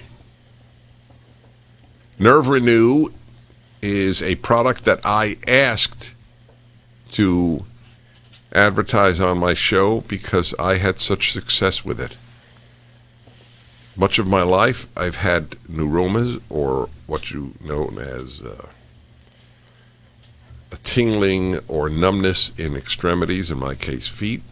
I had something that worked after many years, special inserts in my shoes. Then I read about Nerve Renew, and after about 8 to 10 months, I threw away the inserts.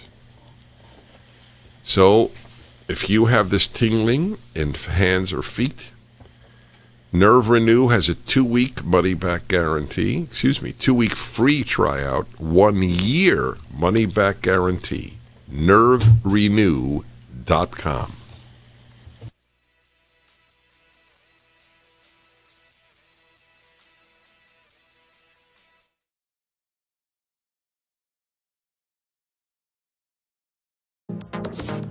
Trending now on America First with Sebastian Gorka.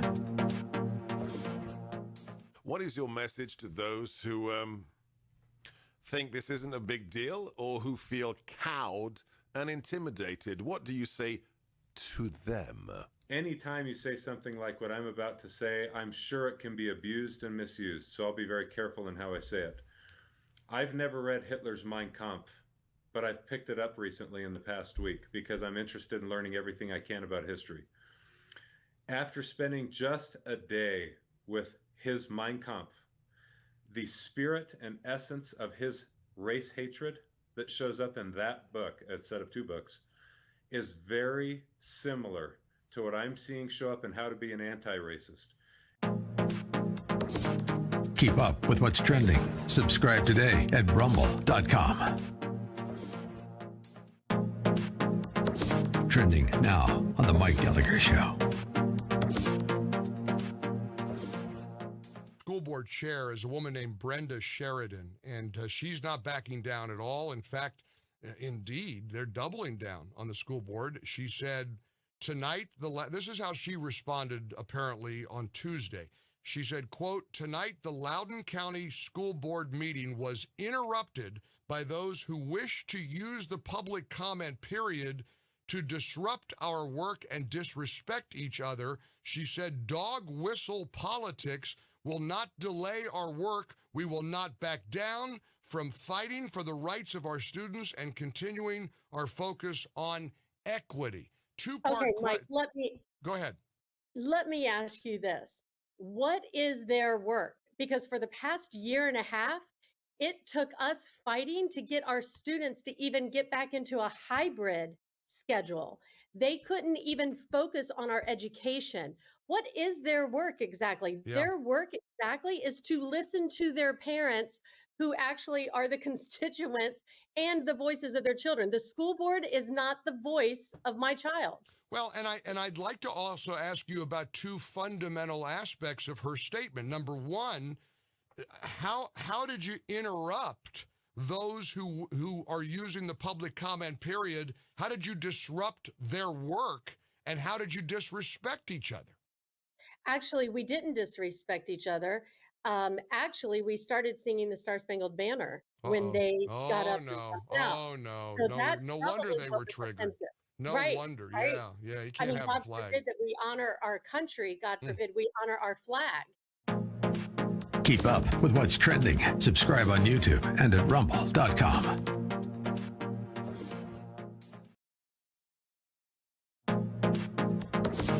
Trending now on the Larry Elder Show.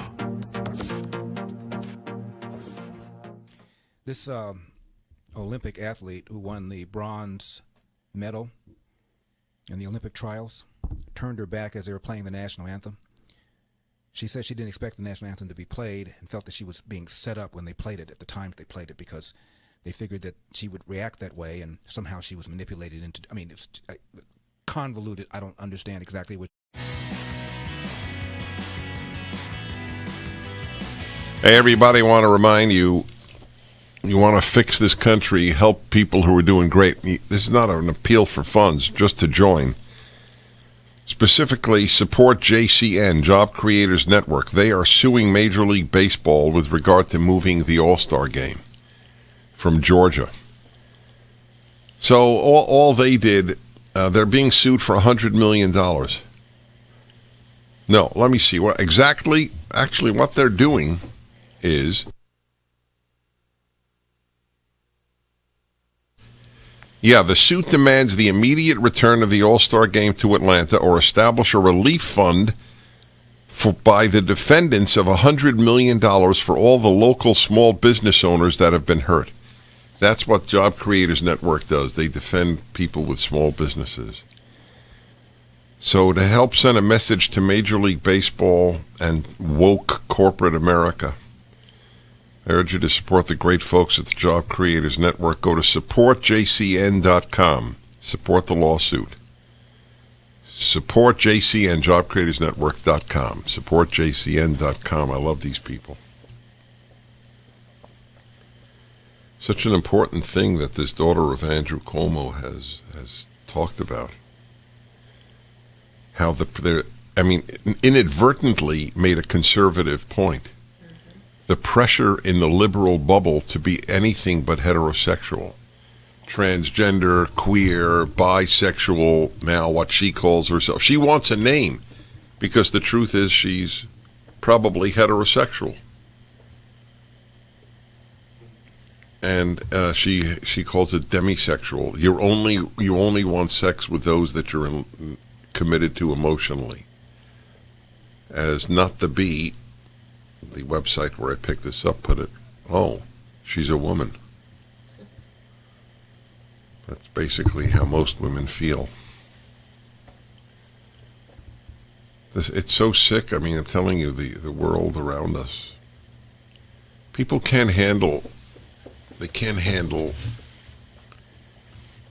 good.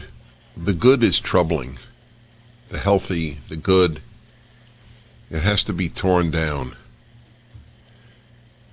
Like the Antifa thugs manhandling women who thought that it was wrong for a man to show his privates to girls and women at a spa in Los Angeles. Do you realize it's almost unbelievable, yet people believe it.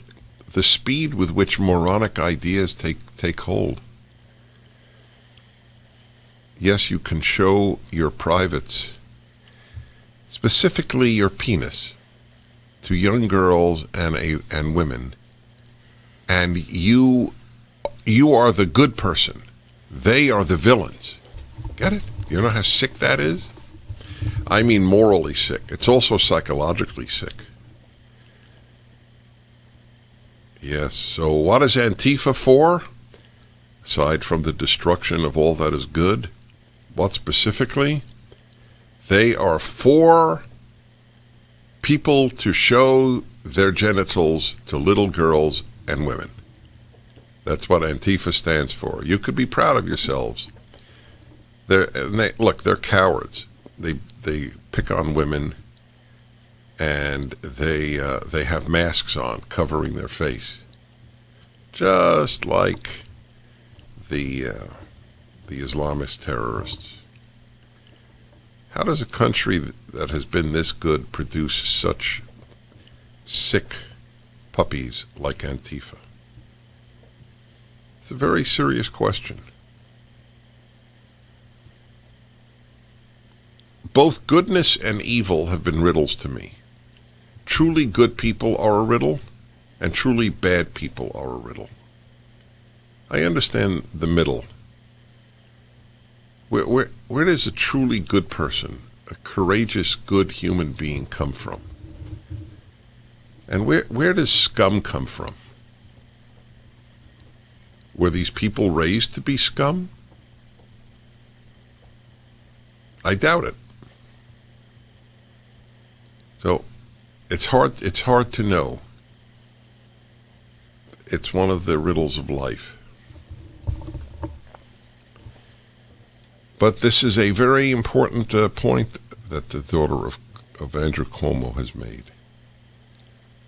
Inadvertently explaining what is going on. Yes, as she writes, it's not hip or cool to not be hetero in my liberal bubble. Let's see, it's hip or cool to not be hetero in my liberal bubble. It's hip. I can't think of a more contemptible statement by a young woman at college than publicly announcing, my greatest hope is to find a good man, marry him, and make a family.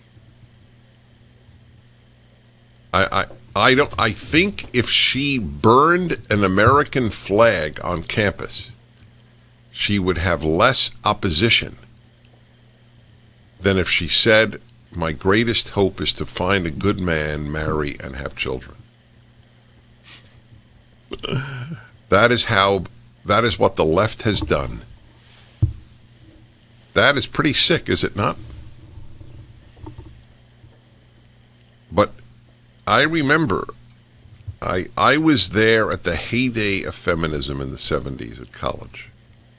And I remember the contempt that was heaped upon girls who wanted to find a man at college. You know what the term was? I'm sure many of you know it. She's here for an MRS.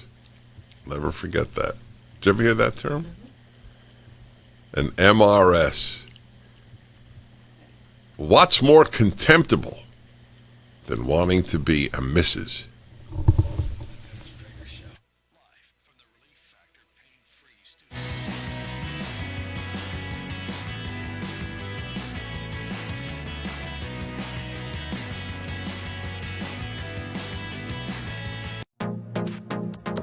Trending now on the Mike Gallagher Show. So critical race theory actually is indoctrinating our children to tell them that if you are white, you are an oppressor. You are innately designed to be racist. And if you are black, you are oppressed. In other words, you will never have the opportunities that the white person has. And the little boy or the little girl that's sitting beside you in your classroom is the reason why. This is why it's such a divisive, and in itself, it's completely racist. Well, it is. I mean, that's what I love about people who scream racism are often guilty of the racism themselves. I mean, it's the quintessential projection. How can you condemn children who've done nothing wrong? How do you make victims and oppressors out of kids in elementary school? Well, this is what fired me up. This is what got me initially so upset, is that, you know, I watch my 10-year-old son play football with little boys from every race, from every walk of life, every religion. And I watch them as they help each other up on the field when they get knocked down. I watch them give each other high fives. I watch them do chest bumps, right? They are not thinking, oh, you're black, so I can't touch you, or, oh, you're less than me. Guess what? They've got blacks, whites, Hindus, Muslims, Christians, Jews. They're all playing together, and they're all respecting each other, and they're all caring for each other. Why would you put such a divisive theory or ideology into a school system? Keep up with what's trending. Subscribe on YouTube and at rumble.com. Streaming on Salem Now. Surprise. Sharon and you what? Things just happened. My girlfriend and my best friend. You got 30 days to grow up, son. Nathan Hannigan, it is good to have you home. Nona, it's Nathan. Well, you don't mind my giving her your room, do you? Really though, thanks for thinking of me for this position. I thought about you first. Come on, growing up, I had a huge crush on you. There are things that we all need to change about ourselves, but we can't blame God, because He helps us change. Stream on your phone, tablet, or TV. Look for Salem Now in the App Store or go to salemnow.com. Streaming on Salem Now. 218 out with him. Headed for the house. He's got a hostage. You believe in God, Jeff? Why does a kid die? Drug dealer get off scot-free? The only answer to that is there isn't a God. You have a choice. You can either let the darkness overtake you, or you can. Unreliable on any political issue and any social issue. It's completely reliable on the keys of the 104 Haydn symphonies. I use Wikipedia for non-social, non-political issues constantly. I want to know the number of people who died in an earthquake in Ecuador. I use Wikipedia. And as I certainly use it for music, as I mentioned. But I found out the hard way that it is as suppressive of truth as any other left-wing source, as the New York Times or Washington Post or CNN, because I can't even have access to my own web page or Wikipedia page. Somebody who doesn't particularly care for me puts in stuff sometimes that is simply not true, and there's nothing I can do to edit my own page. I've had people who know the way to get around this, and they can't even have access to the Dennis Prager page at Wikipedia. The co-founder of Wikipedia, Larry Sanger, has a piece out at larrysanger.org. Yep, Wikipedia openly repudiates neutrality. It is shamelessly hypocritical in how it continues to pay lip service to its neutral point of view policy. Wikipedia's editors embrace their biases sometimes so fervently that their articles emerge more as propaganda than as reference material. In short, with few exceptions, only globalist, progressive, mainstream sources and sources friendly to globalist progressivism are permitted. That's right. It is not too far to say that Wikipedia, like many other deeply biased institutions of our brave new digital world, has made itself into a kind of thought police that has de facto shackled conservative viewpoints with which they differ. Democracy cannot thrive under such conditions. I maintain that Wikipedia has become an opponent of vigorous democracy. Wow. That's from the co-founder. Just like the co-founder of Greenpeace, as described in a PragerU video. Maybe this guy should do a video on Wikipedia. Everything the left touches, it destroys. Wikipedia was once honorable. And again, you want all the keys of Haydn's quartets? Can't beat Wikipedia.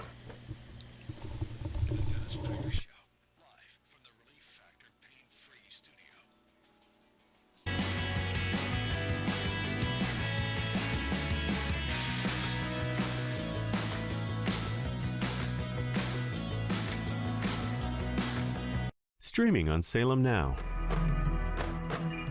There's about 57 Muslim states in the world. There's one Jewish state.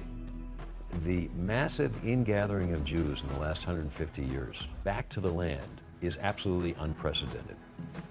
They say that there's no greater sign of redemption coming than the Jewish people returning to the hills of Judea. As a Christian, I've always supported Israel's claim to the Holy Land. To me, the Palestinians were just getting in the way of God's plan. 300,000 Palestinians are unemployed.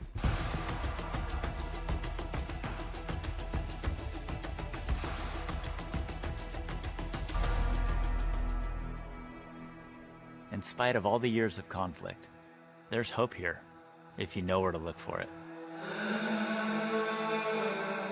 Stream on your phone, tablet, or TV. Look for Salem Now in the App Store or go to salemnow.com. Trending now on The Mike Gallagher Show. So critical race theory actually is indoctrinating our children to tell them that if you are white, you are an oppressor. You are innately designed to be racist. And if you are Black, you are oppressed. In other words, you will never have the opportunities that the white person has.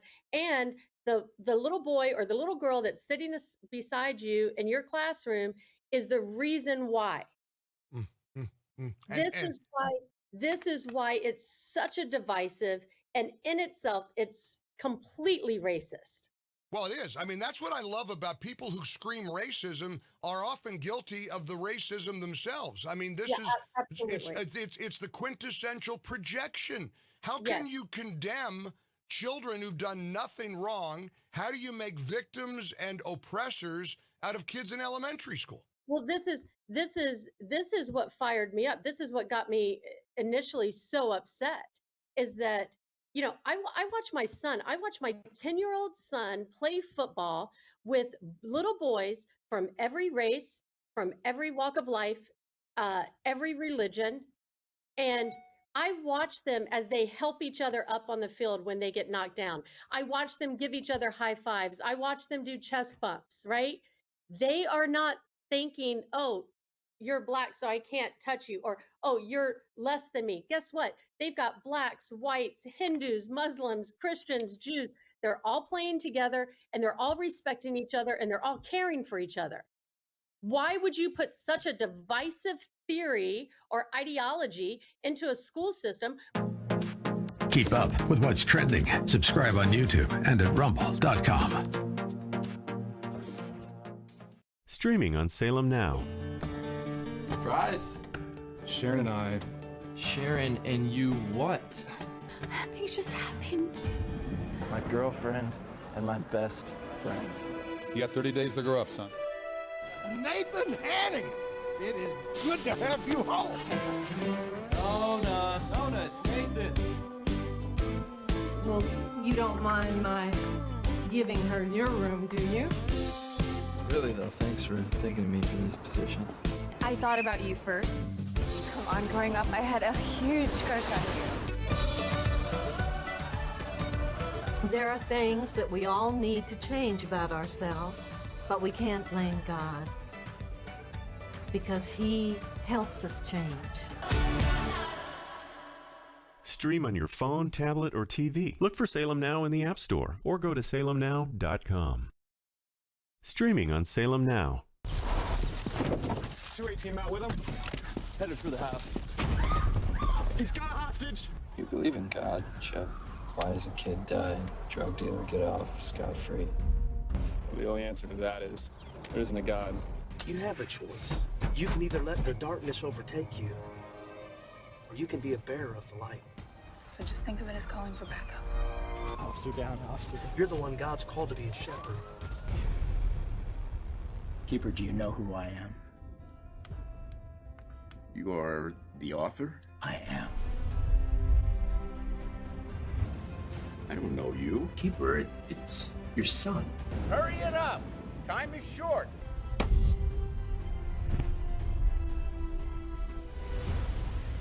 Stream on your phone, tablet, or TV. Look for Salem Now in the App Store or go to salemnow.com. Trending now on America First with Sebastian Gorka.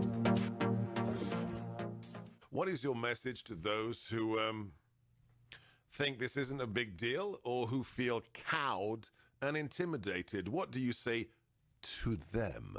Anytime you say something like what I'm about to say, I'm sure it can be abused and misused, so I'll be very careful in how I say it. I've never read Hitler's Mein Kampf, but I've picked it up recently in the past week because I'm interested in learning everything I can about history.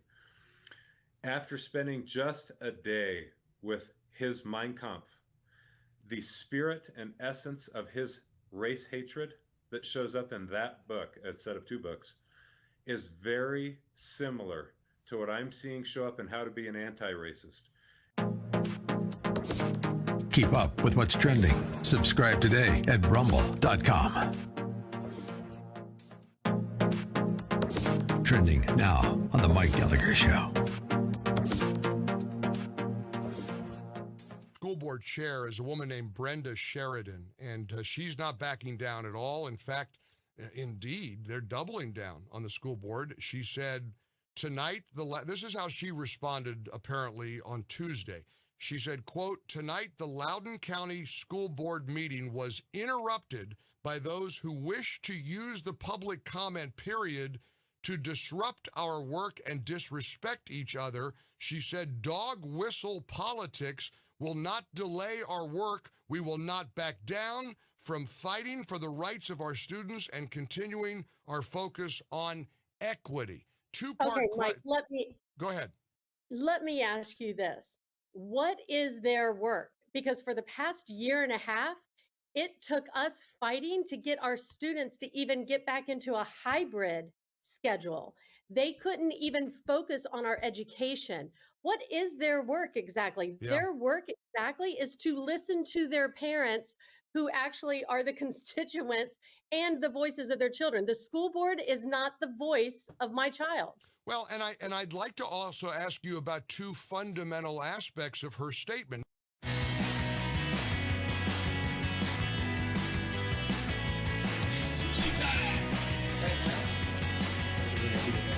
Huh? Hi.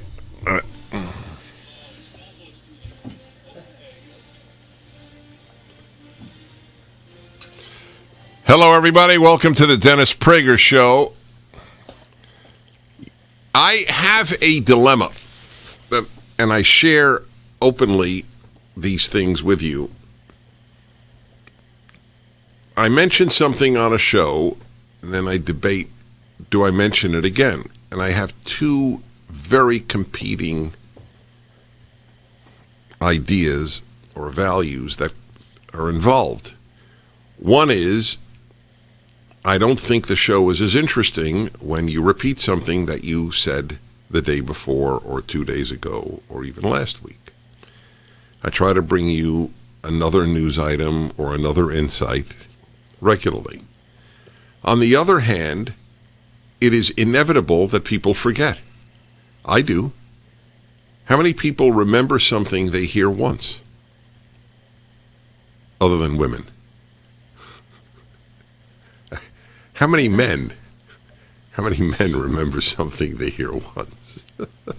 Maybe that's a more realistic question. But even women. So I'll give you an example of something that is of such surpassing importance, but I know I mentioned it to you earlier this week. The Wall Street Journal has an editorial on it today. Teachers unions go woke. The NEA and AFT, National Education Association, American Federation of Teachers, get behind progressive political indoctrination. It's so I'm gambling that it's so important that I need to bring it to your attention again. I mean, this is a theme that, of course, I have been speaking regularly. The gamble you take sending your child to a regular public or private school. I don't know why people think private schools are in any way immune to this.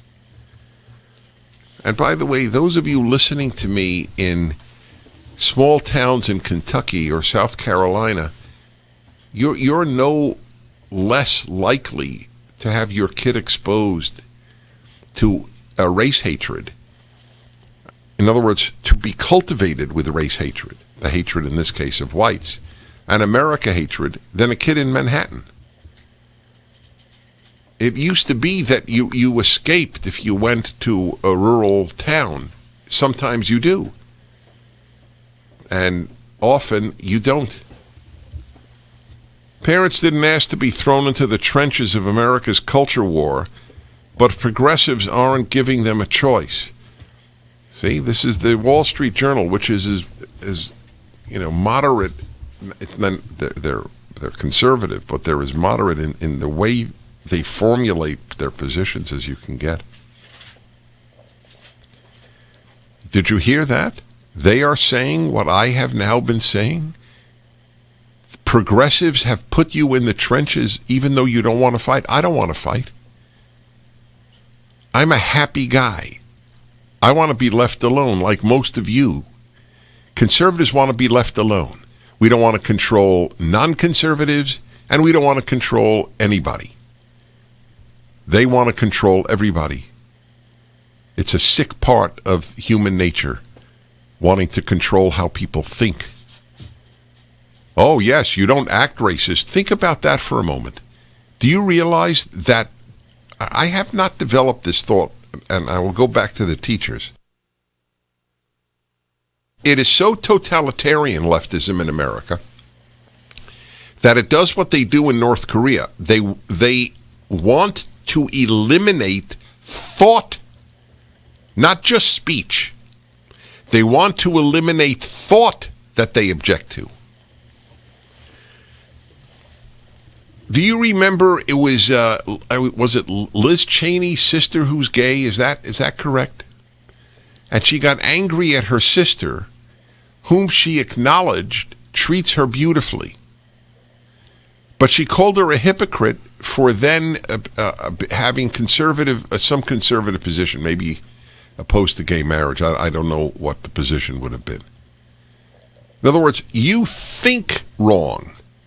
You act beautifully toward gays, but you think wrong.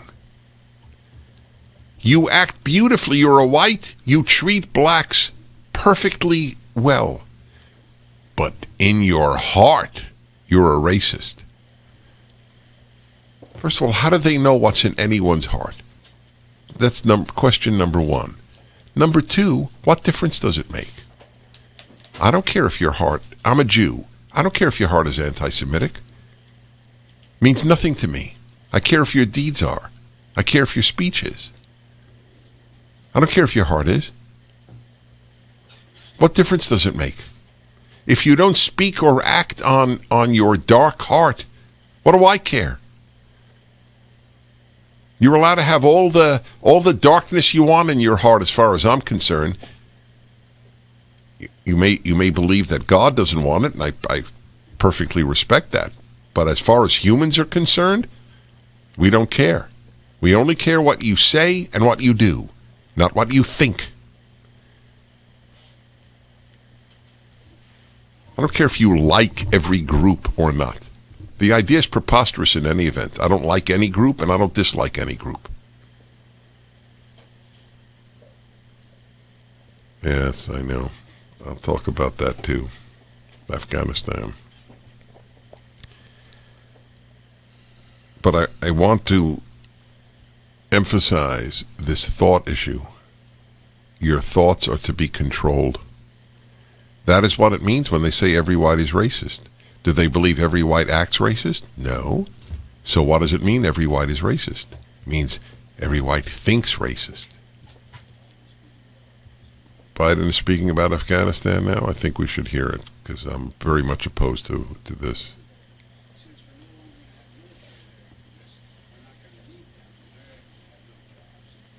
Be vital to our efforts, so they've been very vital, and so their families are not exposed to danger as well. We've already dramatically accelerated the procedure time for special immigrant visas to bring them to the United States. Since I was inaugurated on January 20th, we've already approved 2,500 special immigrant visas to come to the United States. Up to now, fewer than half have exercised their right to do that. Half have gotten on aircraft and commercial flights and come, and other half believe they want to stay, at least thus far. We're working closely with Congress to change the authorization legislation so that we can streamline the process of approving those visas. And those who have stood up for the operation to physically relocate thousands of Afghans and their families before the U.S. military mission concludes, so that if they choose, they can wait safely outside of Afghanistan while their U.S. visas are being processed. The operation has identified U.S. facilities outside the continental United States, as well as in third countries, to host our Afghan allies if they so choose. And this, starting this month, we're going to begin to relocate. All right. So I thought he was going to mention something about the actual withdrawal. By the way, there are about 17,000 translators, not 2,500, and I worry about them terribly. I'm not going to get on to Afghanistan right now. I am 100% opposed to withdrawing from Afghanistan. It is immoral. It is bad for America. It means we lost. I don't want America losing wars. I find the argument, well, we've been there 17 years or whatever the number is. I find that to be the perfect definition of a non sequitur. Since when does time determine whether you leave a war zone? Is that written in military texts? After a certain period of time, you leave no matter what? Anyway, how do we explain staying in Germany and Japan since World War II? A lot longer.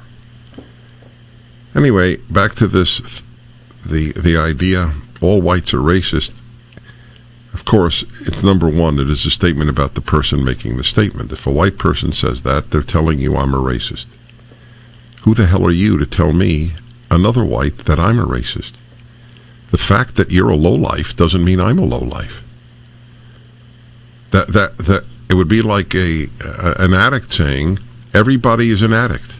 No, you're an addict. I'm not. We'll be back.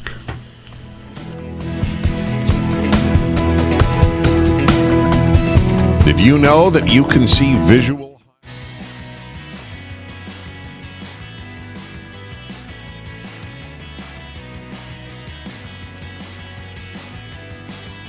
Streaming on Salem Now.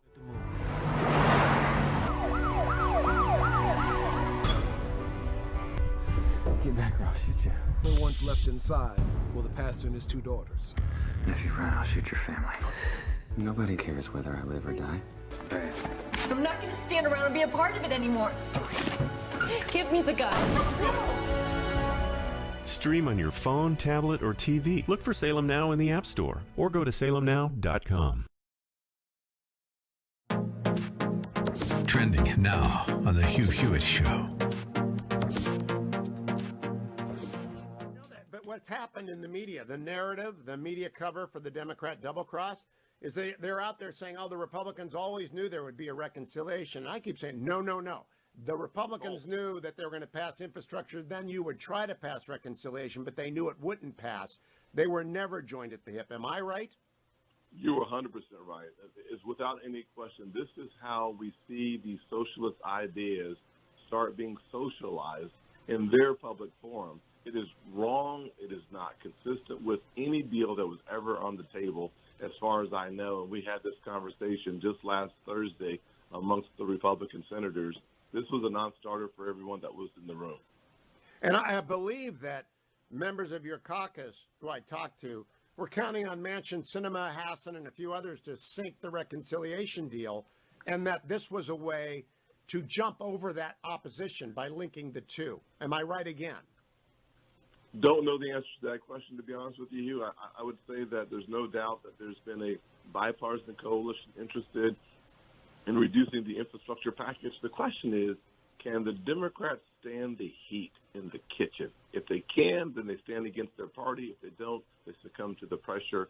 I don't want reconciliation to be used on a $2 trillion mammoth package that has less to do with traditional infrastructure and more to do with a utopian society that can't exist because you can't perfect man and you can't expect people in Washington to spend your money better than you would.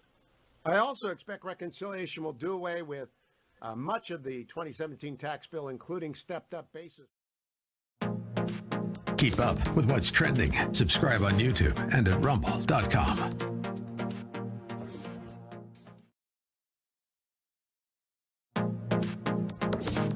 Trending now on the Larry Elder Show.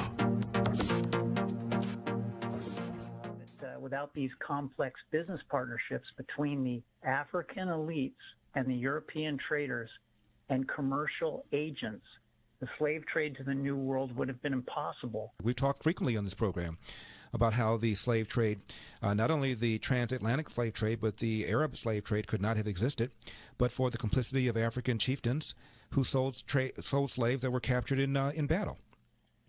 And more important, more slaves remain in Africa enslaved by fellow Africans than were transported out by Arab slavers or European slavers. And think about this. Of the estimated 12 million blacks that were sold to European slavers and taken to the so-called New World, less than 5% went to the colonies or what became America. The rest of them went to the Caribbean, Central America, Mexico, or South America. Which country saw them thrive more. There are now 40 million blacks living in America, from the 388,000 that were taken out of Africa and transported to the colonies or to the New World. And again, the Arab traders began engaging in the slave trade centuries before the Europeans did, and kept going after the Europeans stopped, and took out more, and the rate of death was higher. We're going to, after paying reparations, go to the Arab states and get reimbursed? Just asking.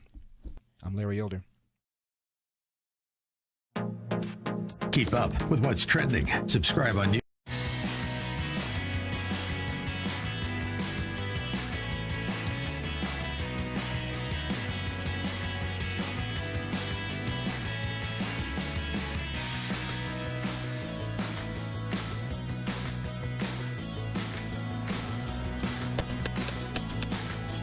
A reminder, everybody, my trip with you to Israel is on schedule. Go to the banner at my website, Stand With Israel. Be one of the great trips, if not greatest, of your life. I will be there. Mike Gallagher, my colleague, will.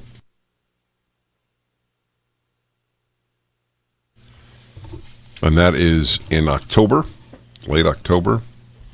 So there's plenty of time to get ready, to prepare for one of the great trips of your life. It's the banner at DennisPrager.com, or just go to StandWithIsraelTour.com. All right. Talking to you about two things here. When a white says all whites are racist, it would be as if an addict were to say everyone is an addict. No, you're an addict. And you're simply projecting your condition onto everyone else. Why are people taken seriously? Why are whites taken seriously who say all whites are racist? They are telling you publicly what they are, and yet you should trust their morality. I'm a racist. Take my word for it. It's quite something. And now it's pretty clear that teachers teachers' unions are the enemies of your children. Enemies. That is correct. I don't use the word often. And that, believe it or not, this is noted at the Wall Street Journal. Parents did not ask to be thrown into the trenches of America's culture war, but progressives aren't giving them a choice. Witness the way the national teachers' unions are adopting woke values and pressing them into K-12 curriculums across the U.S. The National Education Association, the largest teachers' union, held its annual meeting last week, and the measures approved by delegates deserve broader attention. One calls for the union to support and lead campaigns that result in increasing the implementation of culturally expensive education, critical race theory, and ethnic studies curriculum in pre-K to 12 and higher education. Critical theory is a neo-Marxist ideology that is pervasive in higher education. Teaches that a person is defined above all else by race, gender, and sexual orientation, and that American institutions are designed to ensure white supremacy and the patriarchy. You want your children to study that? You need more proof? This is what the teachers' unions have affirmed. Do you know one teacher that has opposed this? How about that? Here's another thing which I had read to you. Another delegate-approved measure calls for the union to issue a study criticizing, ready? Empire, white supremacy, anti-blackness, anti-indigeneity, racism, patriarchy, cis-heteropatriarchy, capitalism, ableism, anthropocentrism, and other forms of power and oppression at the intersections of our society. Ask your teacher, send them this column. It's Wall Street Journal, you can find it anywhere. Wall Street Journal editorial. Well, you have to have a subscription to the Wall Street Journal. You could find this anywhere. NEA statement, that's all. Ask your teachers if they disagree with that statement. And then they'll say, well, I don't fully agree with it. That's just a way of getting around it.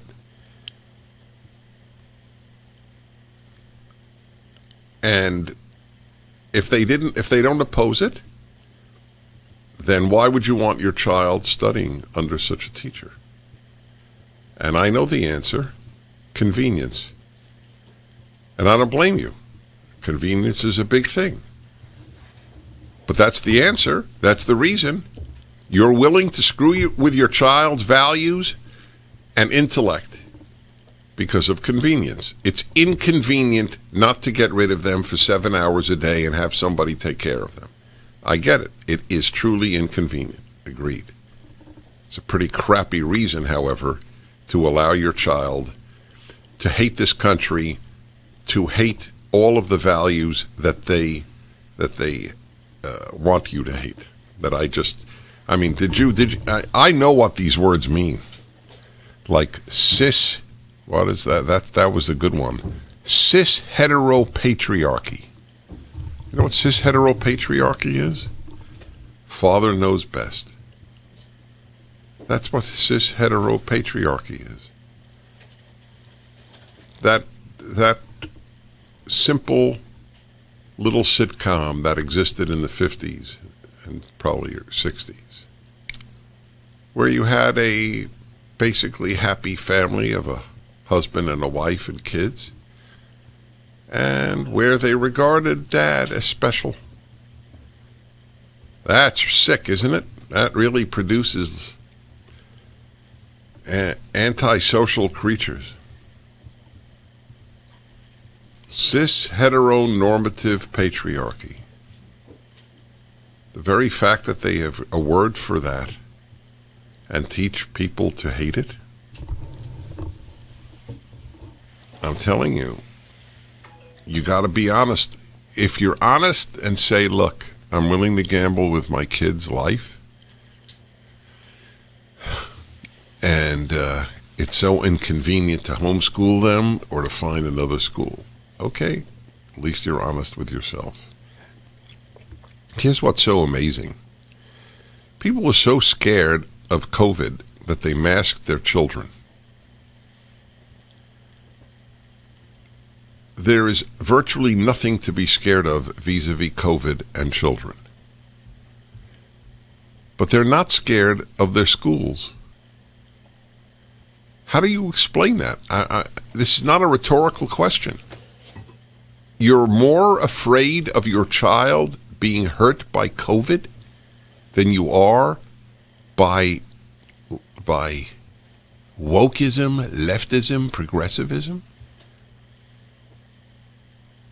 That's irrational. The damage done to your child by these teachers in those schools that you're sending your kid to is so much more permanent than almost any child suffering to the extent that any child even gets COVID. I'm sorry. I did not want to bring you this news. I bring it to you regularly. To use Andrew Cuomo's phrase, if I convince one parent to get their kid out of school, it's all worth it.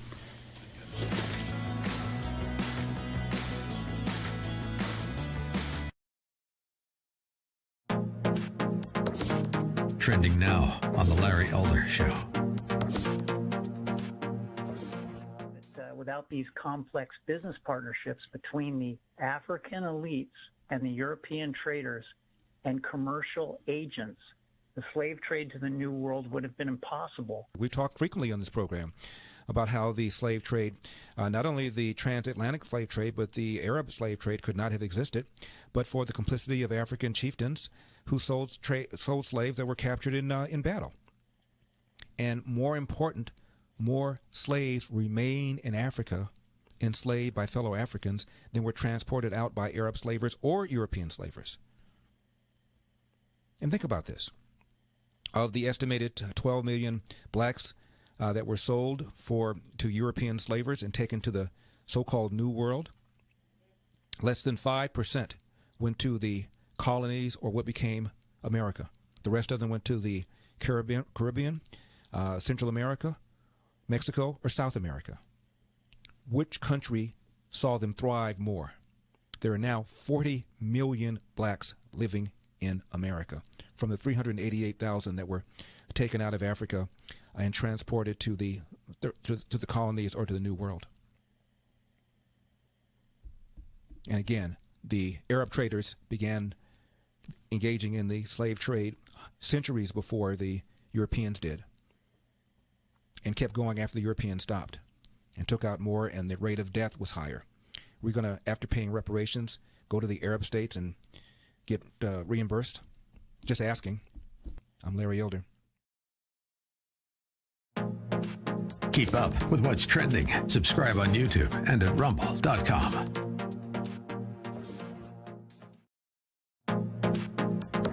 Trending now on the Mike Gallagher Show.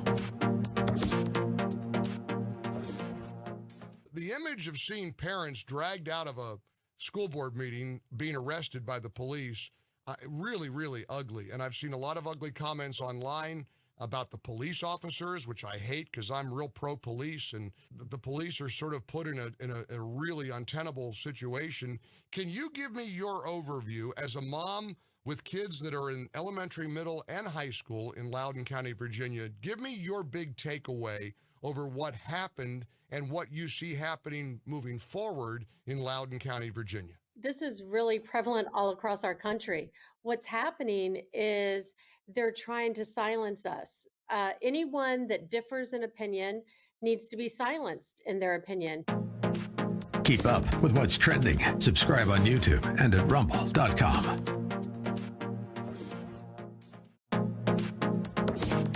Trending now on America First with Sebastian Gorka.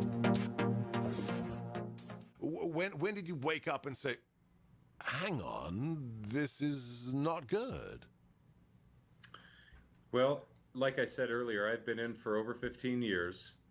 The first 14 years of my career, I was in the Air Force, was in the flying community, and then came into the Space Force.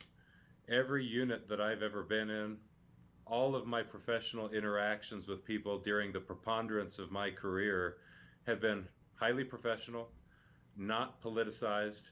We focus on a mission that unifies us. We wear the same uniform, and we go out and do our job every day. And when I noticed personally these things really rapidly beginning to change was in the past calendar year, but specifically in the aftermath of George Floyd's death. What you saw in broader society in the form of social justice activism pouring into the streets, the disruption of civil liberties, for example, and the dialogue, if you want to call it that ensued.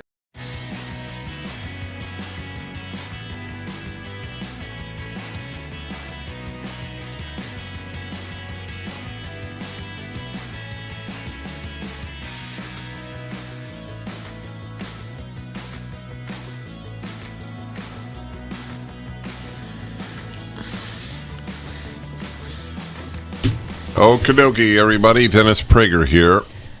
My Thursday visit with Julie Hartman, one of the few people I've had on regularly in my life as a talk show host. Gives you an idea of how highly I regard her. She is, I don't know when they came up with this term, she's a rising senior at Harvard University. Really, Harvard College, right? What would they say, Harvard College? Harvard College. Yeah. Okay. And Julie, I'm going to do something really remarkable. I'm just going to say, what's on your mind? Well, for my weekly segments, you you ask me to focus on topics that pertain to my generation. And something that I've been really thinking about is, why are there so many people my age who are on the left? We know that they're there, we know what they think, but I think we need to talk about the question why more, and especially why have so many of them stuck with the ship in the past year, as I think the left has kind of entered a new realm of destruction with their policies, specifically defund the police, 1619 Project. And my hypothesis for that is I really think that it doesn't so much have to do with the policies, and it's way more about the kinds of benefits that they get from being a member of that cohort. And I would even venture as far to say that if you gave one of my peers truth serum and you said, do you really think defunding the police is a good idea? I actually believe if you got to their true self, they would say no. But nevertheless, I think the reason why they stick with it is because it provides them with a way to get what I like to call cheap grace, this idea of being saved or having benefits conferred upon you without actually having to do any kind of work or making any real sacrifice. And even yesterday, off the air, we were talking about the very famous Harvard-Yale protest that happened a year and a half ago, where some of my peers stormed the field and they led a climate change protest. That is a perfect example of what I'm talking about. They get to run on the field, they get to shriek and yell, they get their face plastered on the New York Times, they feel really good about themselves, they get status and street cred with other liberals, but then they actually don't need to make any kind of sacrifice. They get in their gas-guzzling SUVs and go back to their fossil fuel-lit dorms, and it's no skin off their back. Similarly, the people who advocate for defunding the police, they live in communities that have private police forces, or they go to colleges with security. So again, no skin off their back to advocate for these things. And it's created, I think, a really appealing deal that they have here, where they get to advocate for these really destructive, irresponsible policies. They get praised for doing it, and then they insulate themselves from the consequences. Sounds right to me. I think you've hit it on the nose. It's first and foremost fitting in. Is that what you're saying? Definitely. I mean, even I've noticed whenever I walk by a house that has a sign that says "Hate has no home here," or you see a bumper sticker with some slogan. Wait. I want to revel in that. I know. "Hate is no home here." Haven't you seen those? Hate has no home. No. That's a new one to me. I remember when Berkeley City Council announced that Berkeley was a hate-free zone, and I don't know if you ever heard me say this, but I have repeated this every couple of years. I announced at the time I could not visit Berkeley because I hate evil, I hate Nazism, I hate communism, I hate rape. I have a lot of hate, so I can't visit Berkeley. So I was just thinking, hate has no home here. It's such a stupid comment. And by the way, what is a more hateful thing than to put up a sign that says "Hate is no home here"? What that sign is really saying is, I'm better than you. I get to tell you what to think. I'm the authority. Right. I'm woke. That's the irony of it. But my point is, because you were saying it's fitting in, when you walk by these houses that have these signs, or you see a bumper sticker, you see someone, posting something on social media, that is a mechanism of what I'm talking about. I see that as camouflage. And if you look at the point of camouflage is to get your eye to drift over something and not see it for what it really is. And I think this public demonstration is a way it's a way to distract, to prevent people from really asking, like, what are you actually doing? Beyond the virtue stuff, what are you doing? All right, we'll be back with Julie Hartman in a moment. I'm Dennis Prager, and reminding you to give a 3-week try That's all they ask for at Relief Factor. Their claim is you'll know in 3 weeks if it works. It's an amazing claim. So they don't drag you on to, oh, no, try it for another 3 months. Nope, 3 weeks for just $20 in shipping. That's at Relief Factor. This is for muscle and joint pain. ReliefFactor.com, 800-500-8384. The 3-week quick start, $19.95 plus shipping. You will thank me. It's a phenomenal product. ReliefFactor.com. So you did something that...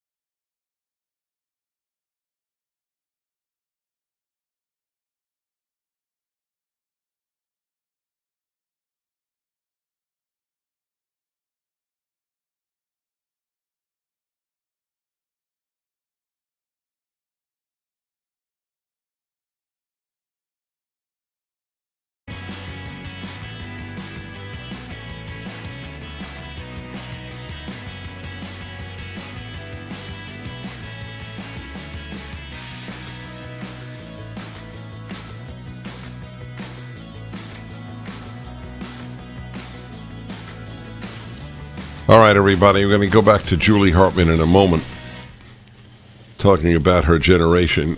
Let me just comment on a couple of calls and let you go. And Tom in Glendora wants me to keep repeating things since we'll lose the country otherwise. I ultimately agree. I was simply telling you about my own ambivalence about that. Danny in Chicago, because I'm clearing lines in case you want to call in right now with regard to anything that Julia said.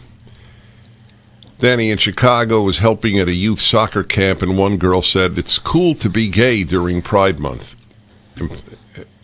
reinforcing the statement of Andrew Cuomo's daughter that it's basically cool to be anything except hetero.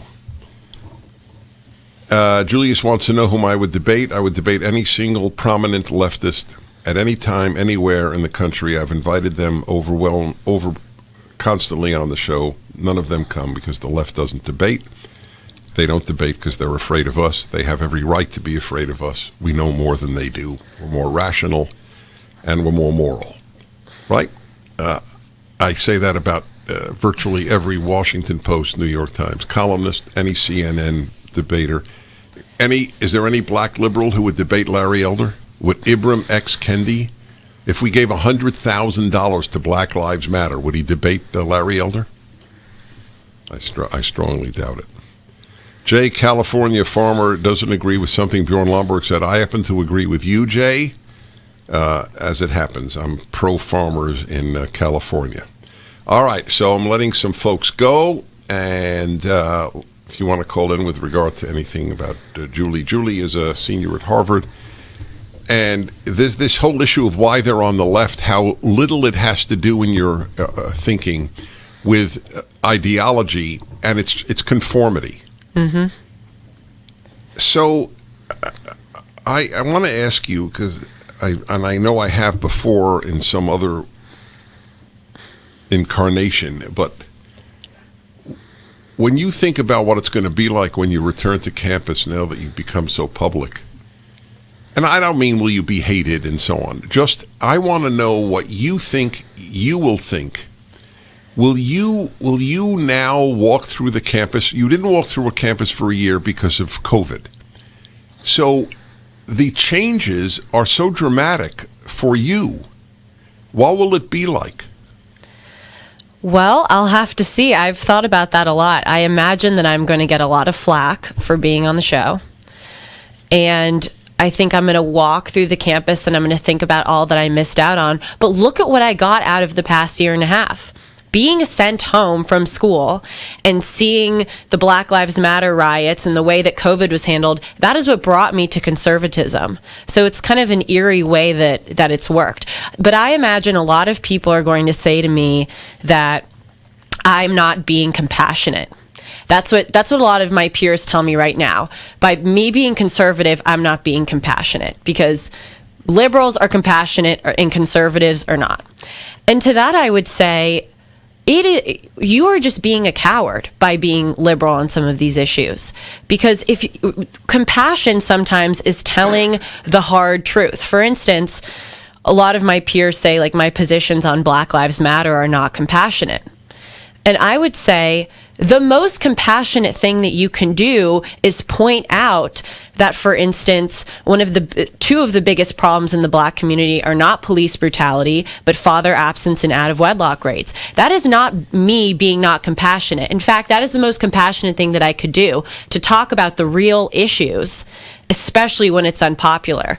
So, I'll probably be maligned and I'll probably be told that I'm mean, but that's what I got into, and that's fine. That is. No, I know you'll handle it perfectly. I was really thinking not only of reactions to you, but I remember when I was at Columbia, and it's eerie how little difference there is. And I remember I was always upbeat, and I couldn't care less if people liked me or didn't like me. But I do remember one night actually feeling down, which is very rare for me. And I don't know what triggered it, but I felt, oh my God, I'm alone at a large university.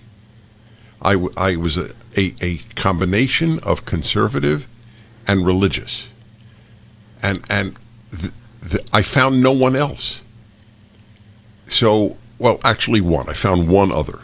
But that's one out of thousands and thousands. So I'm really asking if you're prepared not for the attacks, but for the aloneness. I think I am. And, I do want to say that I have found some people who think like I do. And I have found some people, and even if they don't agree with what I will say, they support me. So I will surround myself with those people. And you know what, Dennis, you said to me very early on that becoming conservative, you are going to weed out a lot of the people who give you a hard time, you don't want them in your life anyway. So I don't really see it as being alone. Good. You're right. I kind of say thank you. If you're going to be mean to me for being conservative, you are not someone who I would want in my life anyway. So it's kind of a blessing. You weed out people fast. If you could talk to every student at any college, whether yours or any other, you had 10 minutes, what would you say to them? I would bring up the point that I just said about compassion, because there's this whole idea that if you're liberal, you're compassionate, and if you're conservative, you're not. But compassion is not incompatible with conservatism. Okay? Talking about the hard issues and not just going along with what's popular, that is the most compassionate thing. So I would encourage people to really shift the way that they think about conservatives. That's where the heart of it is. And also hearkening back to what I talked about at the beginning of this segment, I would say to them, you really need to consider the things that you are advocating for if you are actually practicing them in your own life. It's very easy to advocate for these things and be praised, but really look inside yourself and say, am I willing to make that change? That's what I would say. Like, if you're for defunding police, would you call 911? Yeah, exactly. We'll be back in a moment. Julie Hartman can be reached, and she answers her mail. JulieHartman.com. Julie-Hartman.com. That's right. I forgot the dash. Julie-Hartman.com.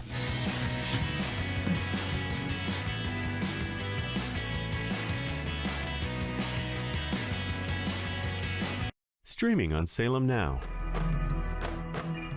There's about 57 Muslim states in the world. There's one Jewish state. The massive ingathering of Jews in the last 150 years back to the land is absolutely unprecedented. They say that there's no greater sign of redemption coming than the Jewish people returning to the hills of Judea. As a Christian, I've always supported Israel's claim to the Holy Land. To me, the Palestinians were just getting in the way of God's plan. 300,000 Palestinians are unemployed.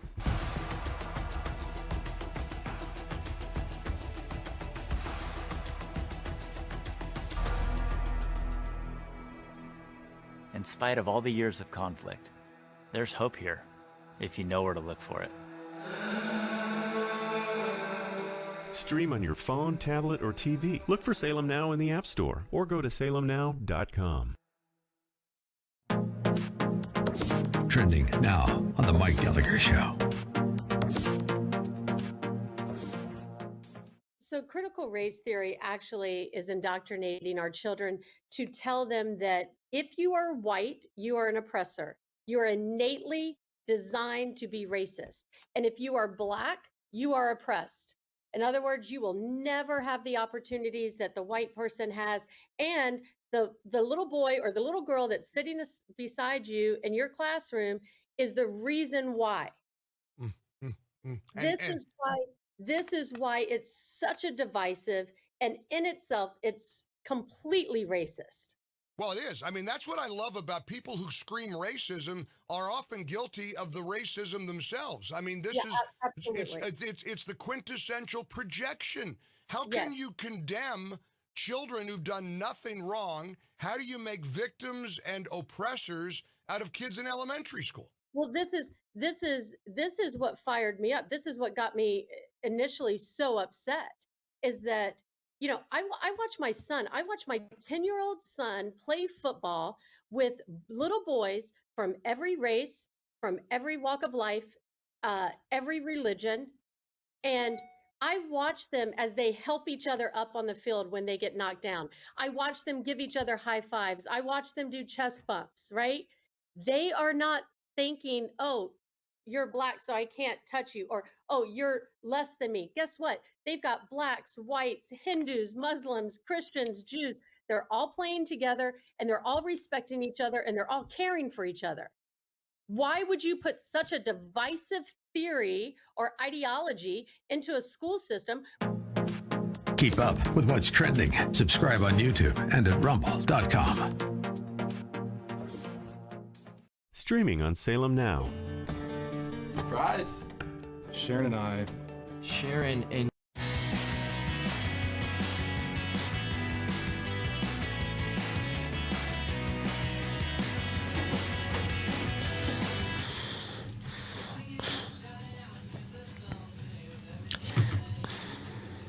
Hi, everybody. A reminder that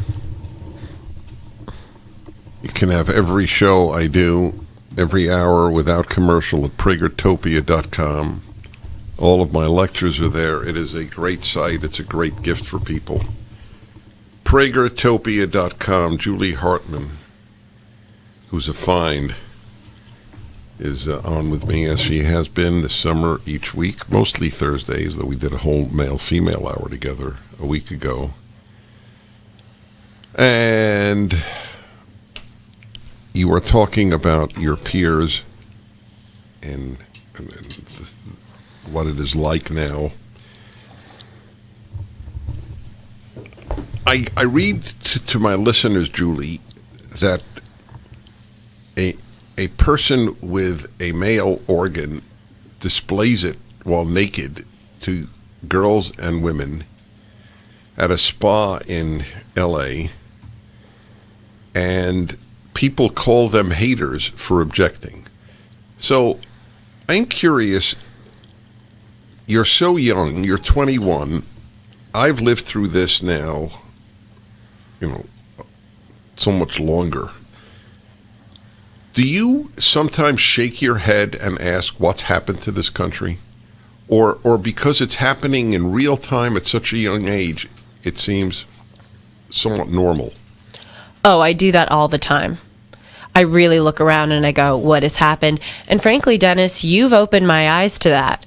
I say to people, Dennis has made me realize what trouble we're in. And that sounds like a really dark thing, but I'm actually really grateful to you, because for so much of my life, I was walking through it very ignorant, not understand. I mean, look at all of the destruction the left is doing. They're ruining schools with critical race theory and getting rid of discipline codes. Okay, you just had someone on the other week that was talking about how feminism is infiltrated in the military, and they're so focused on getting gender parity that they're not focusing on the job, which is to protect our country. They're totally ruining our justice system and police department with, defunding and community-based solutions. There's a total attack on free speech. No one can say anything.